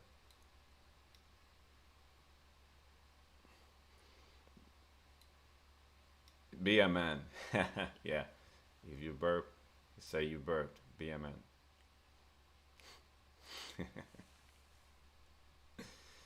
Yes, sir. You joined. Do you think GJ can hit 155.8? GJ 155.8. Oh yeah. Oh, you mean up there? I mean, GJ can do anything. It's just I'm not looking for buys. You know, like it could, but I wouldn't go for it. Like I don't care about buys today, to be honest. Like I would change my bias. The only way I would change my bias if we break above here. I'm gonna be honest. Or if we see a structural rejection on the 4 hour, then I change bias. If not, I'm not changing bias. Like I was biased all the way down. Like even you even remember we even grabbed this buy around here that last week, and I took TPs around this area. I wanted a runner for here, another runner for over there, and was over break even, and this took me out. I said, well, the moment it took me out, I said, okay, so guess most likely we're gonna go for sales, and that's why I had this sell stop here. Which, by the way, this one was placed around the same day I placed this. No, actually, no. I took it. I took it away from here, and I placed the sell stop again after we did this, and it almost entered here, and but it didn't, which is good because then it did this, and then it did this. So, but so that was a close call. A close call. Yeah, but I'm not looking for buys. I am not expecting buy. Okay, so we're 2 minutes away. Man, gold looks. It's just a range area there. It's a messy one, but looks good for the sales, right? Look at that, no trade range. So not even the money setup works there. We only had this win, the lose here, and nothing else. Gonna erase everything. So one win, one lose, right? Should I count the Asia? No, this is today. Okay, just today. Gold win.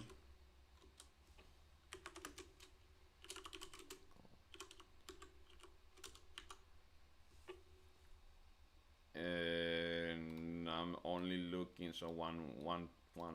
I'm only looking, and because I use half position here, I'm pretty much breaking. I'm a little bit on win actually, but I'm gonna call it a break even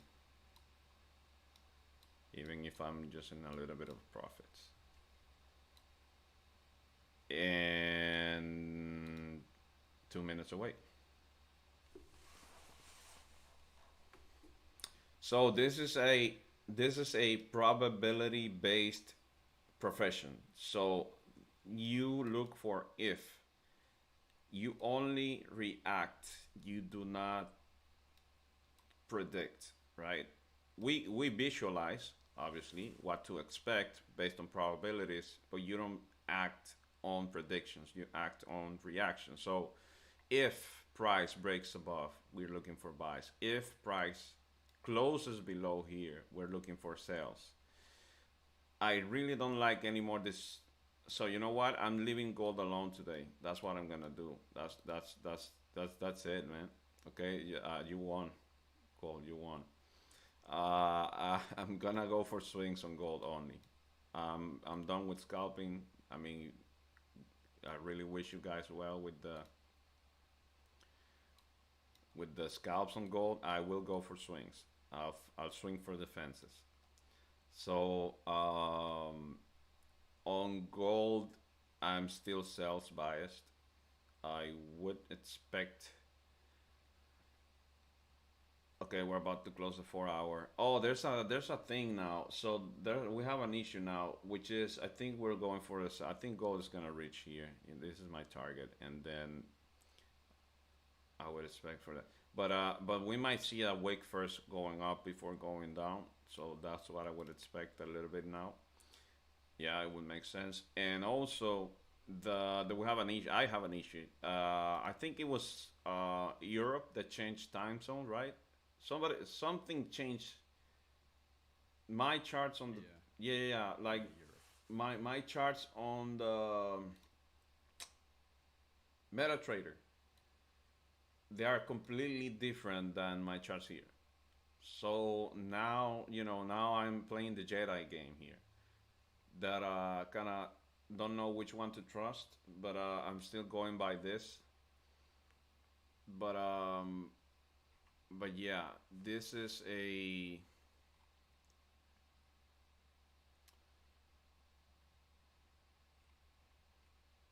this is a This is the one that I'm gonna trust, let's say.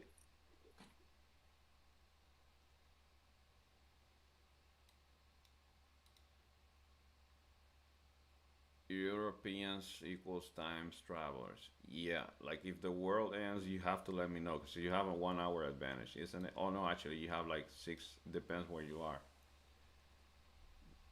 Like I know Spain is like 6, isn't it? What time is it over there? Like right now it's 9.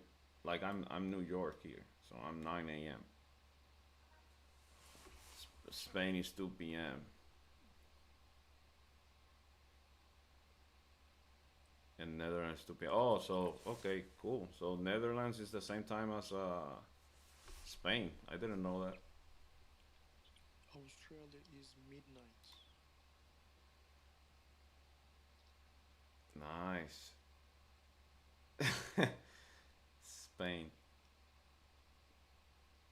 East Coast represent. Yeah. Yeah, not gonna lie. The this morning's buy were perfect for me. Where the perfect setup for me is just since I was not honestly interested, I didn't take them. But that was the perfect buy. But I'm still gonna hold it for the sales. I'm gonna take it easy. Look at this. This is gold being gold, right? No trade here. GJ just going up and up and up. Coin has no intention to stop.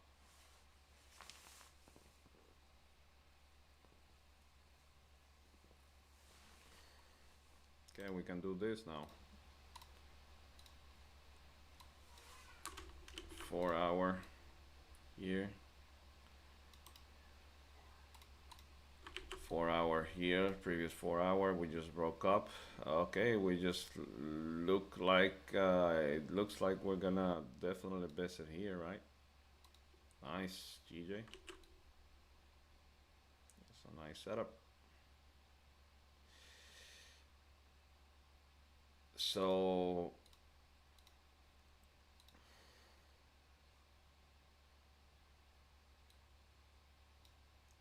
okay, GJ was biased today. I guess we can call it on GJ unless we don't see a rejection all the way over here. Wow, it really corrected the whole thing.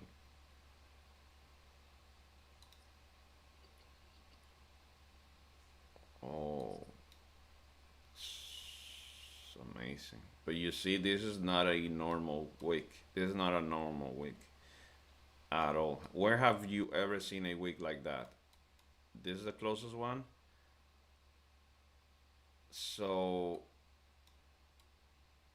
that's why I don't trust that week. That's why you have space to fill it. Uh, It is a really, really different type of wick, but there's like really important news for this week because I think a month ago, the some Fed member of the Bank of England has hinted to pound interest rates, and that's literally 4th of November. So yeah, and it's the start of the month. I kind of expected pound yen to drop even harder down to all the way to 154, but if it's starting to reject right here, then hey, that's not an issue. I'll just start buying when it goes back above 156, because at that point we've created our monthly quick, and we're ready to go back up to 158 levels. Yeah. Yeah. Oh no, yeah. Anyways, so well, we got confirmed there. yeah.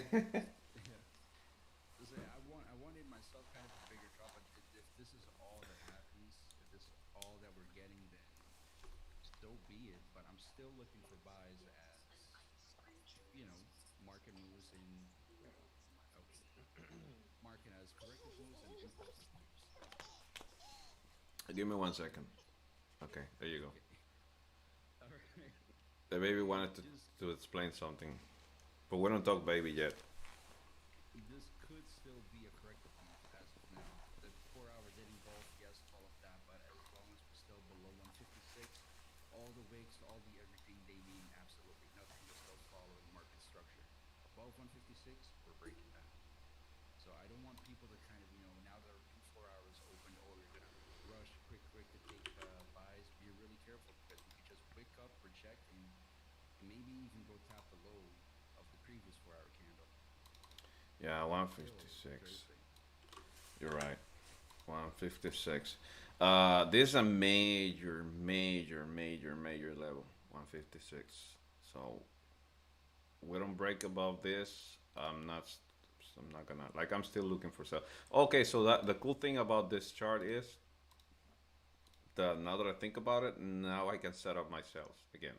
So let me erase this. Let me erase this. Let me get this. I have a daily structure here forming. Actually, I can set up my swing really nicely against this zone. Nicely. So While you're setting that up, I'm just going to talk on the 50-minute. If anyone wants to go look on again, 50-minute, you'll see that the 50-minute before the 4 hour close is really kind of, that's the bullish pressure dying down. That with this new 4 hour open, we wicked up, tapped exactly into 155.5. I said here in the Zoom chat, that's the price that I'm going to be paying attention to. And now we're already rejecting. So my confirmation to take sells is going to be just a good, strong bearish close, 50-minute, 30-minute, even 1 hour if I have to wait on that. And yeah, then I'll just look to take sells back down to 154.800 because that's where the momentum is currently leading me to kind of believe. I still think there's room to go deeper, especially looking at the way we rejected 155.500. Didn't even break it by a pip. Just tapped into it and boom, came straight back down.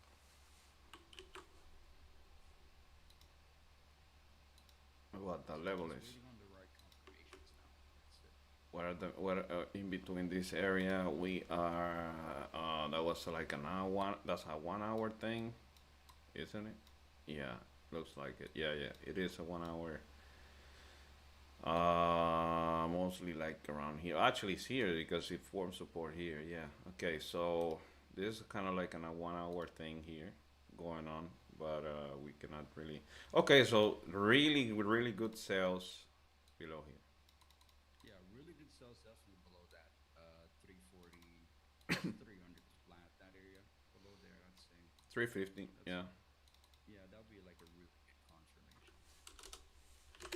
Let me see. Yeah, that's 350. Okay, so that's it. That's it. That's all I'm expecting. So the only thing here is 9:30, 9:30 usually. So the cool thing about GJ with NYSE Open is GJ is not as crazy as gold when the newer market opens. So what that means is if we break below here and we during the NYSE, I I would feel okay with taking entries even during. I would actually expect the opening anyways, like at least 50 minutes, but it's less crazy than gold. Gold just backflips. Gold gets crazy. Yeah, yes. Oh, pulls up the skirt, shows everybody what's going on below, then kind of like laughs, then pulls up a gun, shoots to the sky. Like, does a lot of things. That's when it's market open.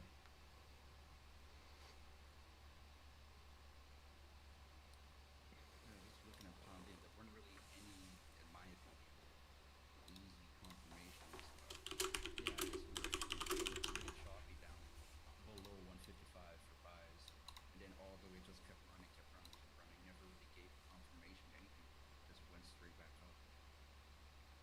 And yeah, I agree. So how this daily closes will be really important for me, either above 156 or just a weak bullish and just Mm. with a chance to go retest the lows. Yeah, really nice sales below here. Now and think about it, this is a good move, and usually GJ replicates, uh, and then it would actually make sense for not only get here today. Remember this area here, which is what I'm looking for, and that will be my final frontier. Like this will be like for me, like if I enter a swing all the way from up here. You know what? Oh, I was gonna say I was setting up the swing. Wait. Okay, let's go on the. Let's change. Let's put out the hat. Put on the hat for swing trading. So for swing trading, I do have this push on the 4 hour. Whoa, we do have a lot of air. Okay, so my swing trading view is entries around here.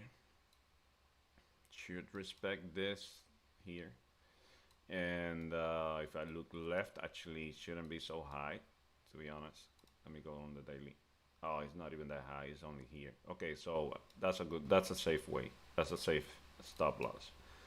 So a swing view, I can play it closer to what happened here, to be honest. So it would actually coincide with this candle here.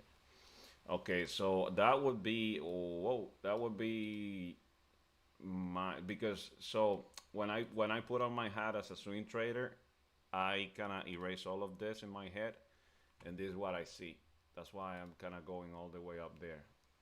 This is the only thing I look. The only thing I look for is this and this. This is the only thing I care. And then this. And in my head, I always ask the same question. What is my daily bias? My daily bias is daily, is bearish. What is my 4 hour bias? Bias is bearish. How deep can I go before I break structure? This is how deep I can go. That's why when I see the swing trading, like when I see as a swing trader, when I see the chart and I'm looking for setups, if we reject here, I might get my entry. If we don't reject here today and we keep going up, I can literally place a sell limit here, which is usually what I do. But usually I place a sell limit here with the stop loss above the structure. The only reason why I would go as like a little bit tighter is because I feel like this is such a strong level that if we break above that area, then I would not even be looking for buys for sales anymore. So this is what I look for as a swing trader. I keep it simple. I only look for structural levels, potential rejection areas. Where is it that what's the deepest I can go? So this is what we have. You see, this is what we have. What's the deepest I can go before I break structure? This is the deepest I can go. And then we go like this. We go that way. If we break above this area, then I would be just looking for buys. Simple. And this is a major structure level. Do you find more success scalping on swing trading? Well, the cool thing about scalping is keeps me active, keeps me alive, keeps me happy, like action.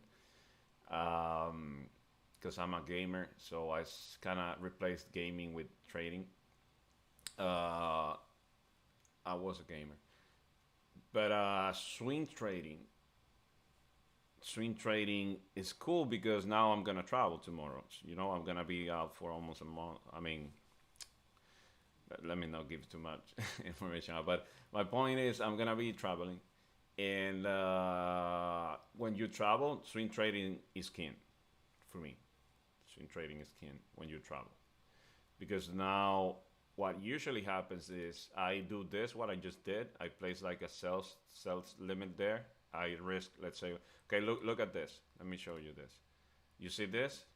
I only risk 1% on my risk on my swing trades.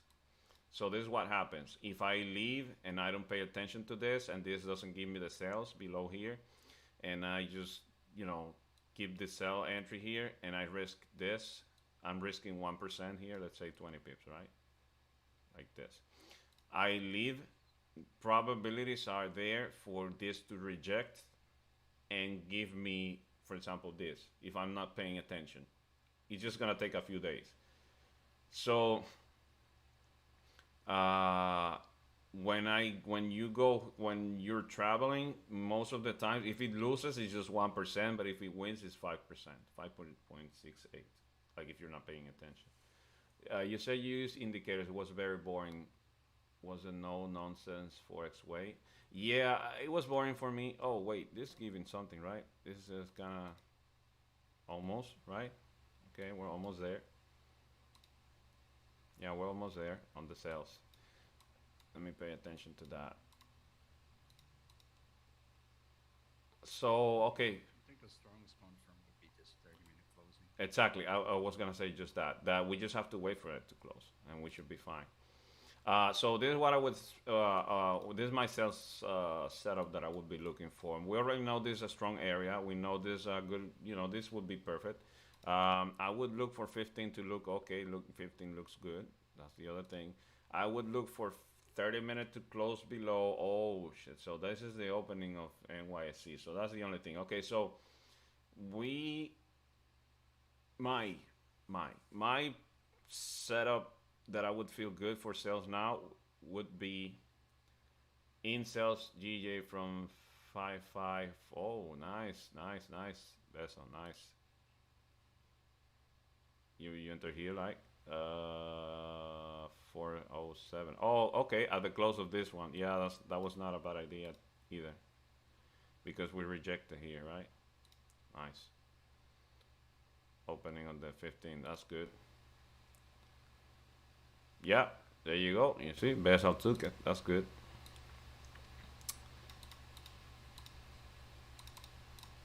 Uh, he entered. I'm guessing, right? He entered here at the break of this, and he's going for maybe this, and very nice. Okay. Uh, Good one, man.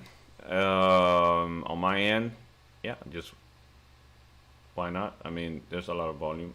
We're about to open NYC. The close below here, wake up around here, break above, break below, going all the way down here. That's it. Quite simple. I mean, for me, that's what I would be expecting. Vessel is already cashing the money. Very nice.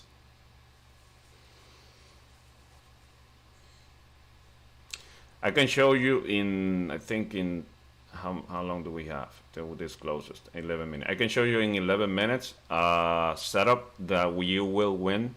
At least I back tested it many times, and you win 82%,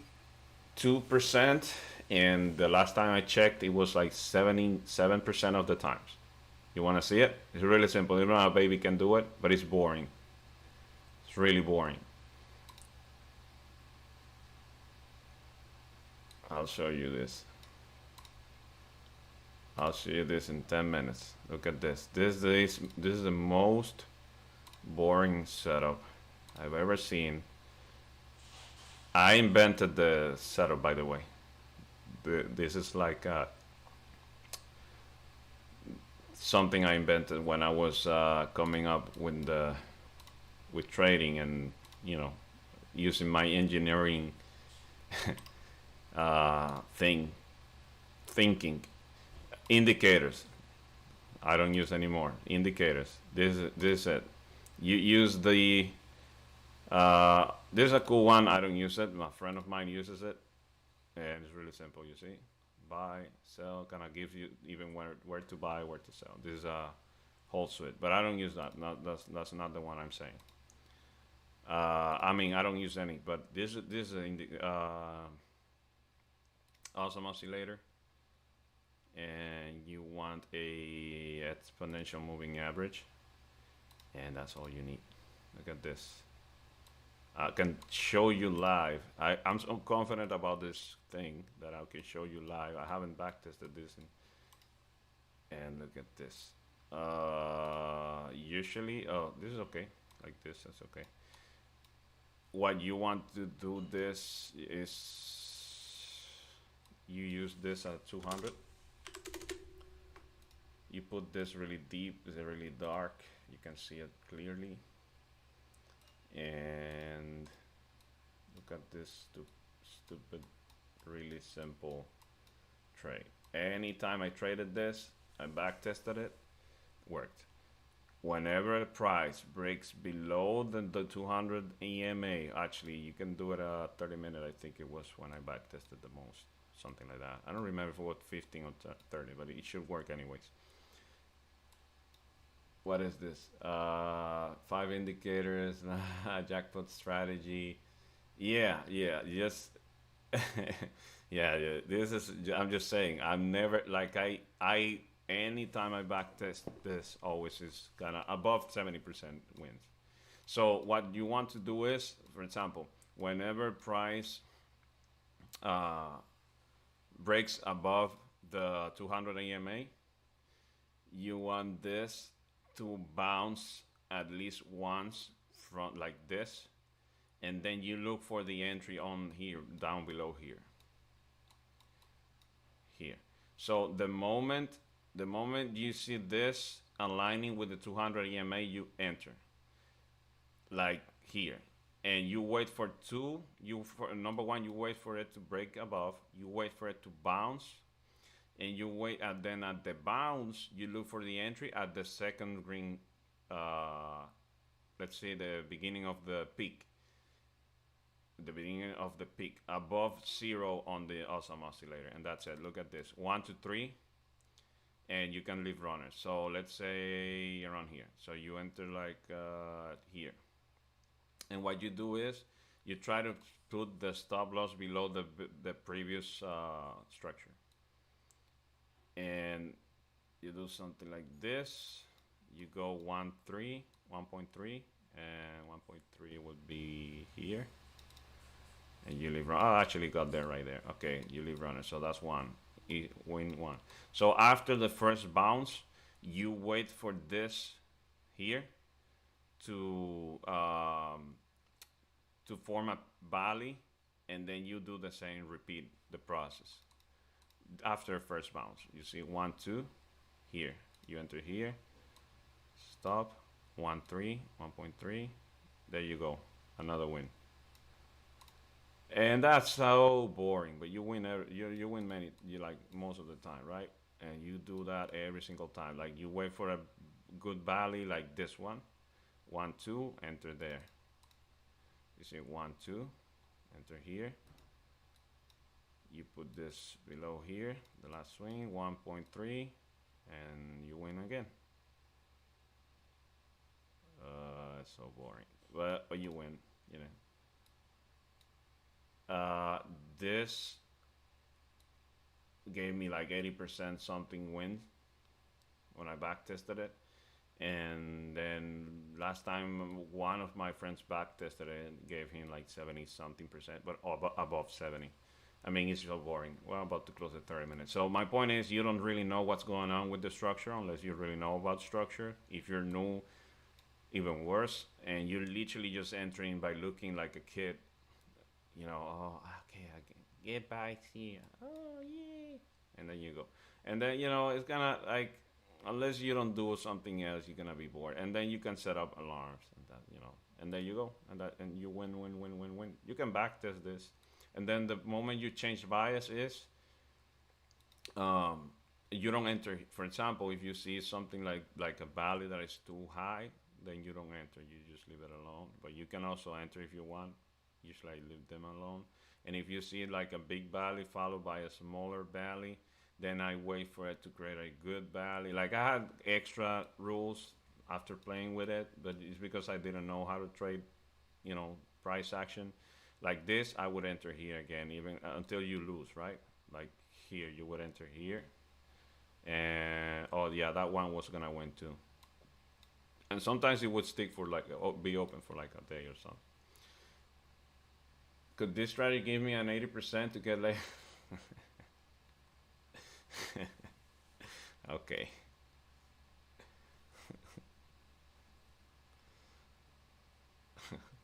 Okay, there you go. I showed you a really simple strategy. Oh, okay, there we go. Setup is coming up. A really simple strategy. You win most of the time, and that's it. Well, I guess we're going in. I mean, this is the last trade of the day for me. Kind of going for 3. So I will wait for this to close, but it looks like it's gonna, whoa, Besa should be really happy. I mean, this is moving.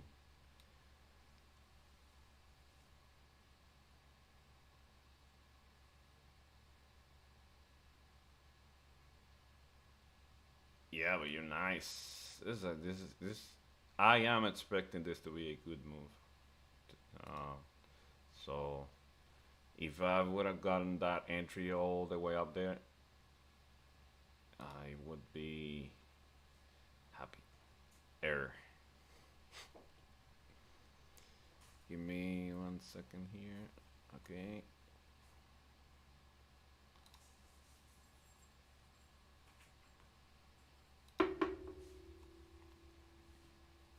Three minutes.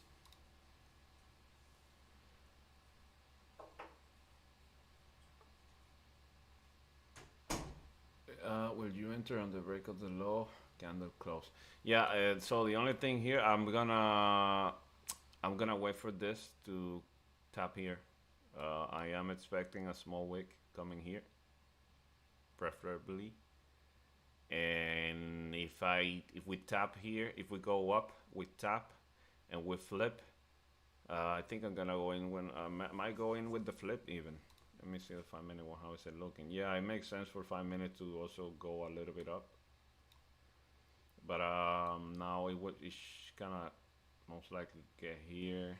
Wow, this is a good clean, like this is, you see this might just get here with the 5 minute, because this is a good volume move, a really nice volume move. So 30 minutes closing below here is a good entry. 15 minute looks nice, nice. So if we tap here, this is what I'm gonna do. Actually, I think I might go in on a candle that comes, wick that comes back in here. What is it? 19 pips. 30 minute. Yeah, that's the same 30 minute. And for the rest of the day. So if the wick comes here, I will go in with half a position here, and then the other half when we break below. That's gonna be a good. Gonna go for the 5 minutes. This is one of the rare times that I'm gonna go with the 5 minutes. So I want 5 minutes to reject this again, like this. So if I see this, I'm in, and that's it on the 5 minutes.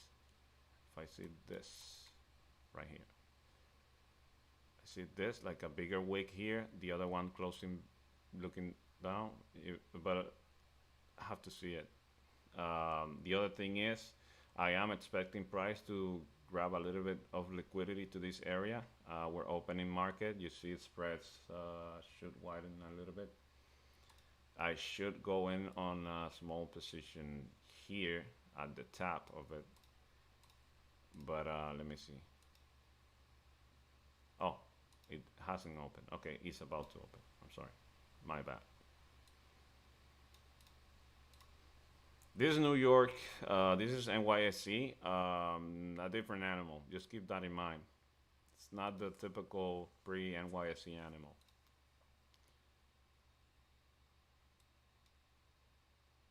There's a lot of volume, which means that we might drive down. Like this is one of those times where you could actually just drive down without a wick, and that's another thing to keep in mind. I'm just extra conservative because I'm in profits and I don't want to mess up today. No, that's it. So I want to wait for my candle wick and then my, continuation.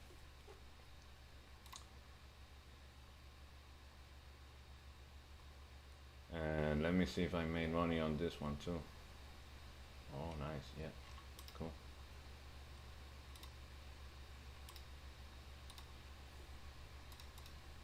Today.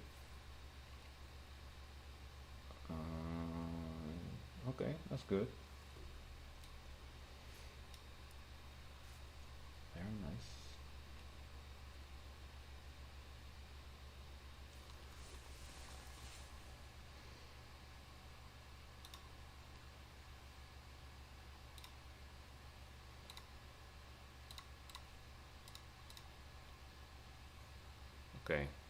This is bullish, which could give us the top here, and then continuation. How's gold looking? Let me see. Oh, there you go. Gold being gold. That's our good old gold BSer thing here. Stuck there. Not doing anything special. Still biased towards here, but I'm not in gold anymore, so you know, nothing cool for me for gold. I'm just gonna go for this. Okay, so GJ, I think jeez,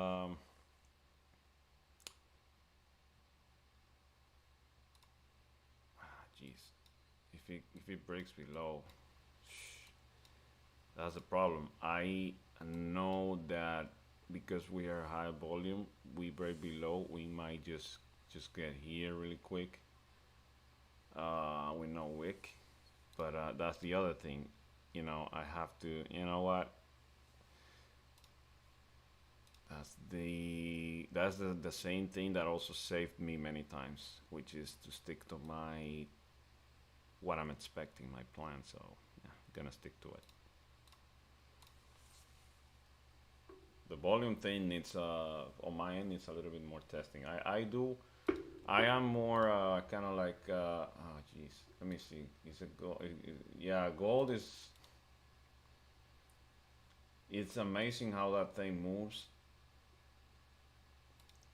and then it makes you think that you're going somewhere, and then like at the last minute, it just gives you the finger. Like literally, this chart looks like it is giving you the finger. I think it's the 1 hour, but it's in the MetaTrader.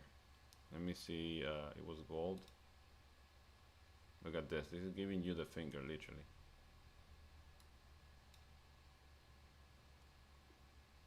Yeah, yeah. Gold is good for swing trading, man. I love it for swing trading. For scalping, yeah, we're getting to know each other. Even though last week and 2 weeks ago was perfect, perfect. Like I won pretty much everything, but I don't trust gold like for scalping as much as I trust GA. Yeah, this is a good week. This is good enough. Let me see if we break below here. What is this? 5 minutes.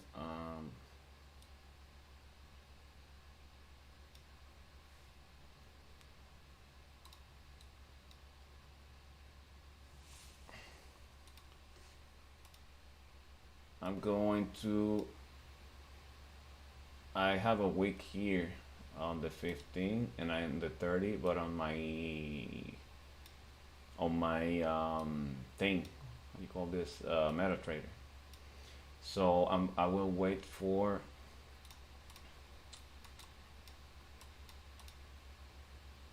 Let me see. Yeah, I will wait for it. So I'm still kind of have an expectation on this on doing. Let me see. Yeah, I'm doing a tap here. Like I'm looking for this candle. This is what I'm looking for. You see that wick?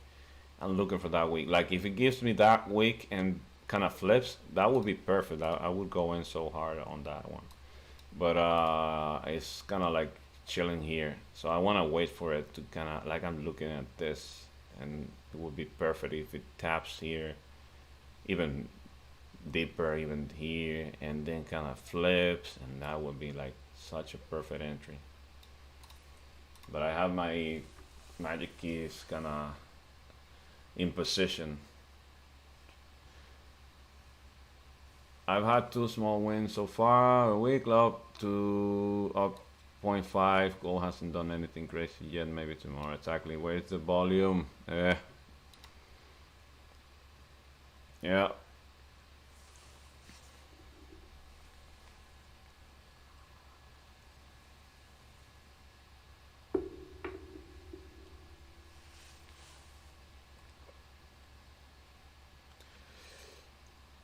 Volume. I see GJ. So if you look at the chart, GJ gives you a move at 10, and then at 11. I always say this at 11 a.m. wherever GJ closes the candle, if it closes, for example, an 11 a.m. candle below here, most likely we'll get here.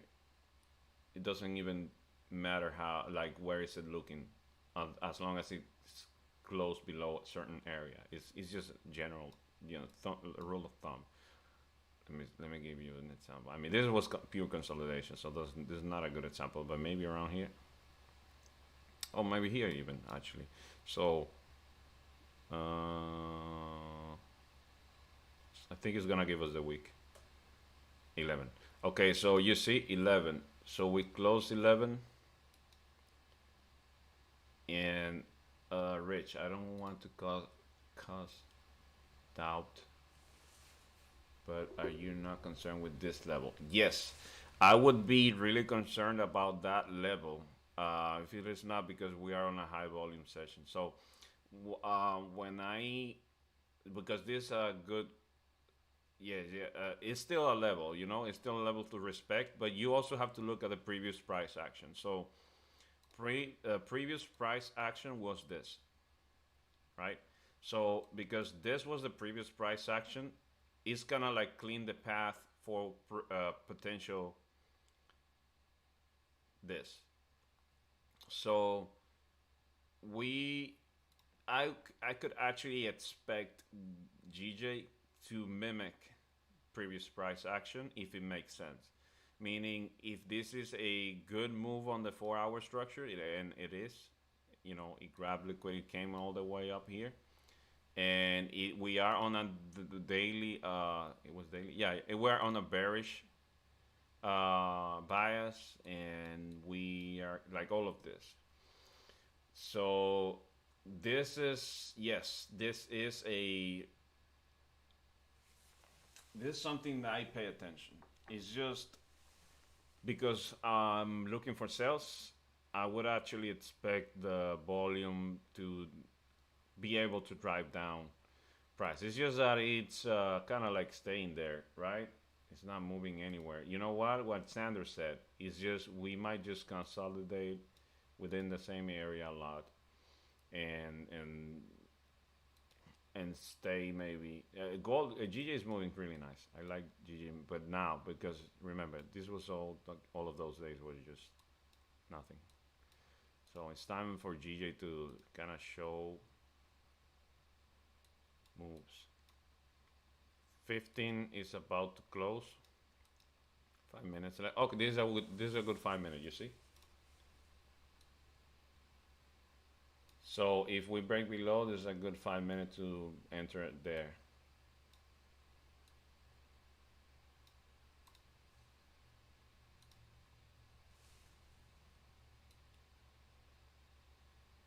Have to break. Has to break.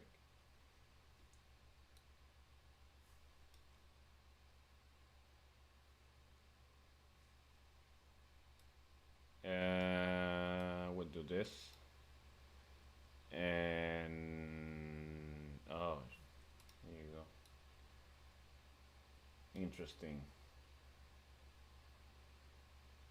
So you see, now I have what is this? Yeah, now I have an issue with that 5 minute. Now I want this to grab again liquidity, but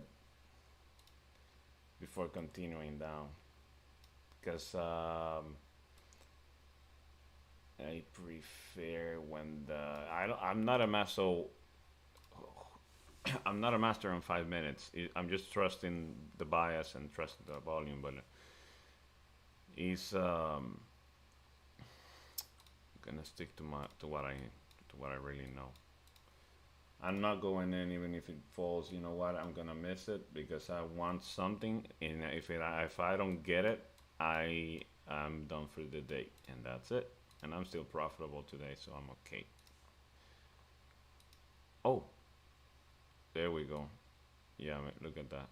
Yeah, that's a move. Congratulations, Sand Bessel.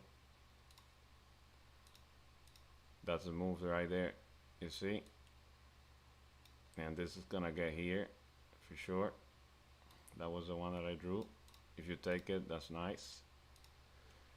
And now we have the volume. and we tapped. Go like it's not a it's a really good sell, by the way, really good sell. Take profits here.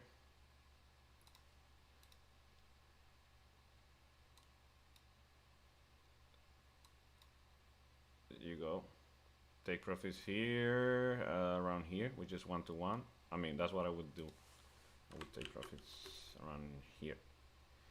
This is the 1 to 1. Oh, okay. I will be taking profits almost there. And there's a runner all the way down here. And even, you know what? Today, here. Since the runner is so long, like we have so much space, I think I will go in with the swing trading entry as soon as we break below here. Actually, I'm gonna wait for the 30-minute anyways, for the swing.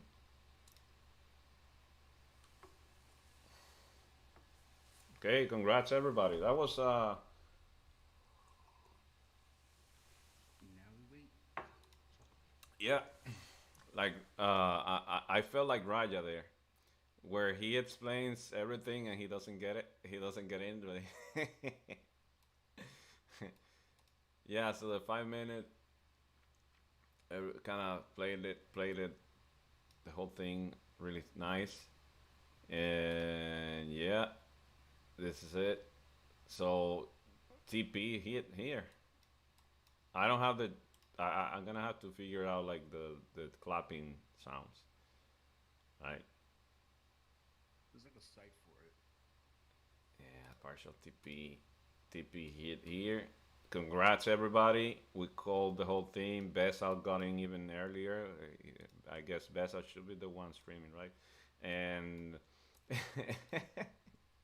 and we just hit TP. Now it should be break even. And we might have a good run all the way down to here and even down here. So this is what I was saying. Who was it that was concerned about this? Like you would expect volume to drive down. That's the thing. You would expect volume to kind of move here and kind of replicate this. I think I will go in around here and an entry as soon as we close here. If I see a wick on the 15-minute coming up here, I will continue an entry. I will do a continuation entry.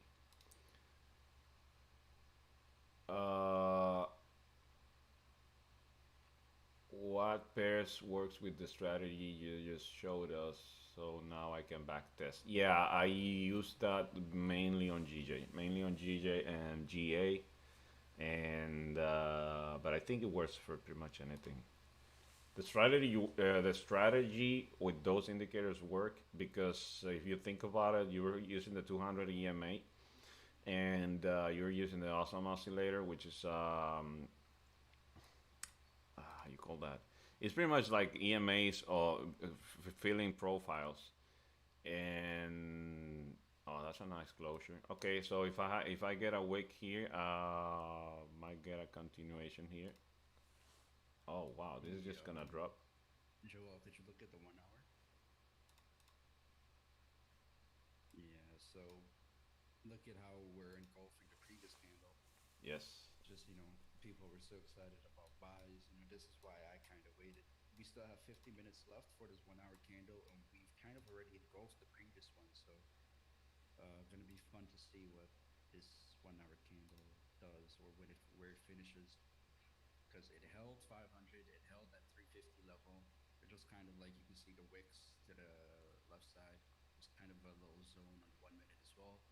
Right now it's holding 155 with 200. Everything is pointing towards at least retesting 155. At least. That's what I'm looking at.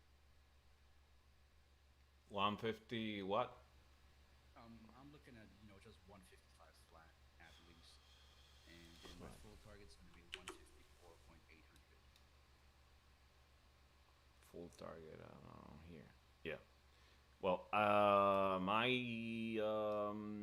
I think we have enough to get all the way down here. So you have a safer TP, just like I do actually, in long term here. That's how I would kind of look at it. Okay, this looks good. 15-minute looks good. Yeah, obviously, if the 50 minutes starts pulling back to about, half the body of the previous candle, I'll start looking to close, but that's not the bearish momentum I was looking for then.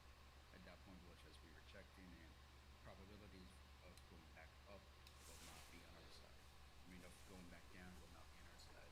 Mm-hmm. So that's how I'm looking to manage my risk. Yeah, I'm gonna exit the soup here because I'm really hungry. But thank you for the stream, Joel. Hey, thank you for being here. Yes. Yeah, I have to leave now at 10. So this is what I'm gonna say. If you I think we have a lot of winners, right? How many people took this sell? Now we really have good winners. Okay, so that's good. Everybody wins. I mean, everybody eats. Um, awesome. So we have a lot of even runners. So we have a lot of people fit, running, eating right. Have runners. It's gonna be good for that. Just keep in mind, kind of protect your entries if possible. We have good volume. We have a good structure continuation for the uh, bears, and 1 hour is about to close. I do expect that 1 hour might create a candle that visits this area again before continuing. So just keep that in mind. In case you have this, if you have a runner, so this is the only thing.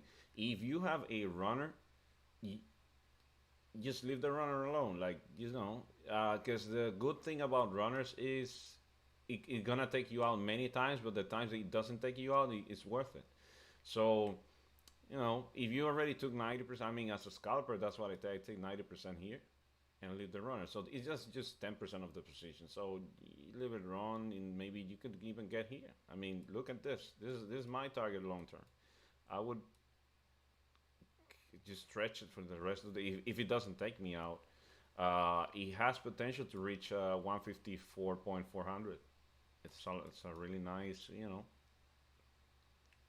runner. So runner is for 407. Yeah, it's 400. And you mean 154, right? So yeah, so this is the only thing I learned. The runner has to make sense. Like, why would you leave a runner if you're gonna be closing it like around the area where you took profits? Runner has to make sense. It has to kind of like when it gets there, you see, oh, nice. That runner made sense. Like gave me pretty much like I had a runner that it was 10% of the position, and the TP was so like far away because I based on the weekly that I remember that was one time, but I do remember the runner giving me more than the trade itself, and that's why when it works like a charm. Okay, so this is good. Okay, so the 1 hour is about, so we're about to leave here, but we have that was perfect. We have a lot of people. We called out the entry on sales, looking for sales. We got the 5 minute entry. Now we have this area. We have a closure almost in 9 minutes. It would be nice if it closes for anybody that's in below here. If it closes where we are right now and it kind of bounces back, it's still a good closure, to be honest, for sales anyways.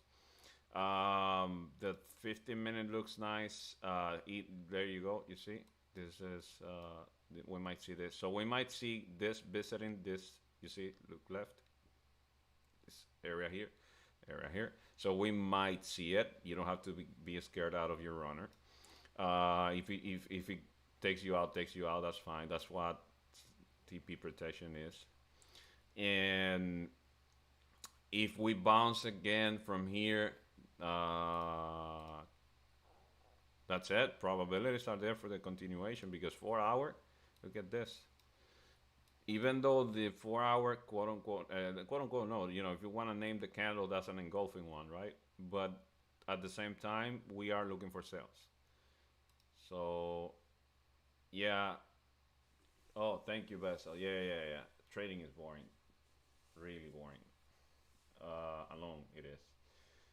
GJ 5 minute doesn't look so charming for sales, but I don't look at 5 minutes, so you know. I mean, I looked at 5 minutes for the sales, right? But there we go.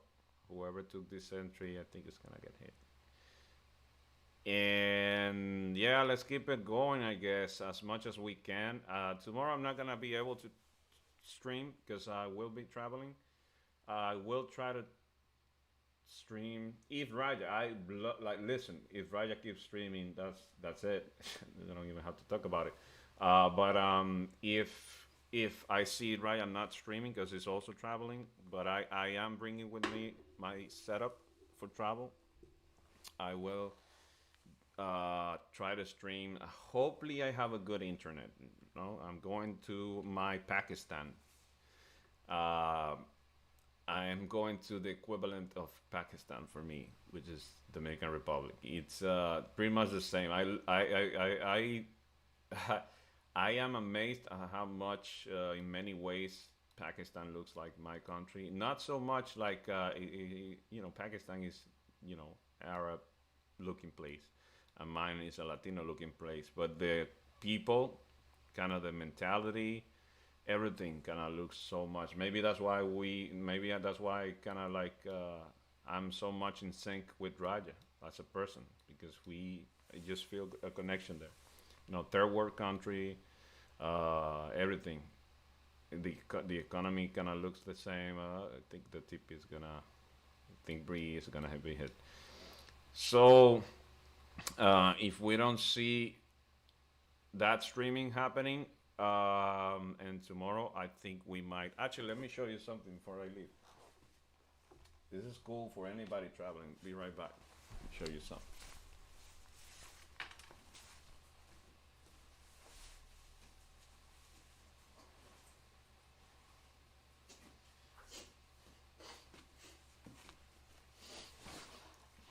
Let me see.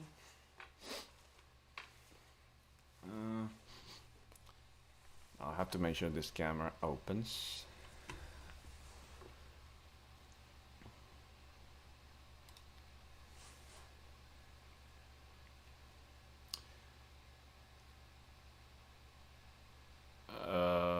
Camera. What's going on?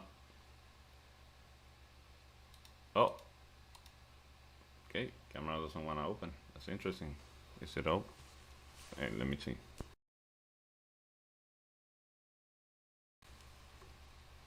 Default mic. Oh, okay. Oh, that's weird. Oh, look at that. I was gonna show you something, but I guess cannot. I never had an issue with the camera. And which one is it? Let me see. Where is this connected? I don't even remember. It is on. This is what is this? Maybe this is the one.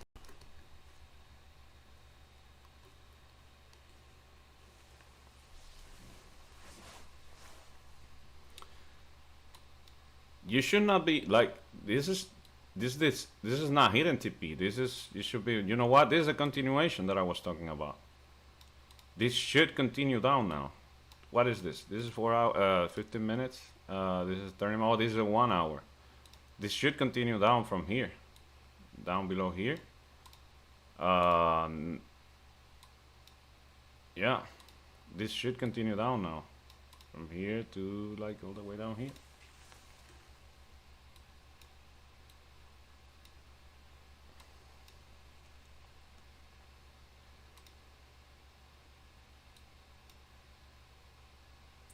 This is 1 hour. Yeah, it's a 1 hour, and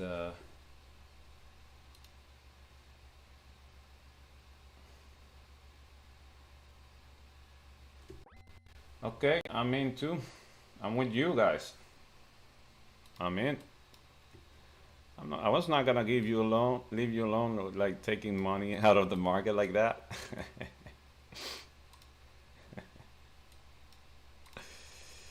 Yeah, there we go. Okay, we should reach here. Yeah, I will take profit here, 1 to 1. I enter here like this, really tight. I will take profit here and leave runners. That's it. Come on, GJ. You know what? You know what? This should just drop. This is what it should be doing. Based on this, this is just should just drop like crazy to here. That's what it should do. Probabilities. It shouldn't do anything. Price is just a probabilities game. Most likely, based on probabilities, it might get like here really fast. It's just this might have affect a little bit, but we have high volume. So let's see. I'm gonna leave it alone. I think it is a good entry. Continuation. Tricky one if you don't know how to do it, because you might get stuck in many when you do this. But I'm trusting we are not at 9 a.m. that we are bearish bias. I don't like the fact that we're about to close at 1 hour and we might see the thing coming up, the thing. But we we have a good volume. Like I'm already at 5 pips in profit, and I just got in. And Bessel is about to get a Lamborghini, I guess, with this entry. Let me see if I can get this done. Yeah, get your partials. Okay, I'm getting my partials around here, which is 1 to 1. But I should leave it alone, because this is a good drop that we're expecting. I am about to get to my partials.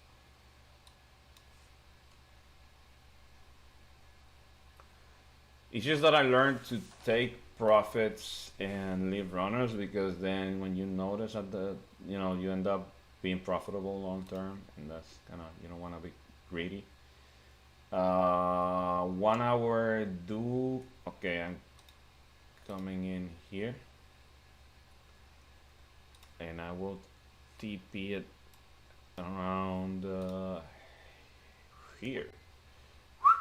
Okay, took TP. Stop loss and break even. Takes me out. Yeah. Yeah.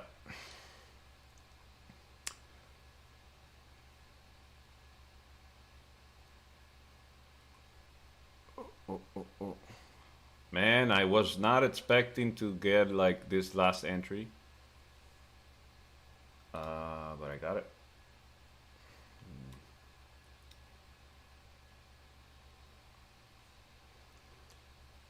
Thank you, Bessel. I'm learning from you. I mean, I'm just copy trading Bessel here.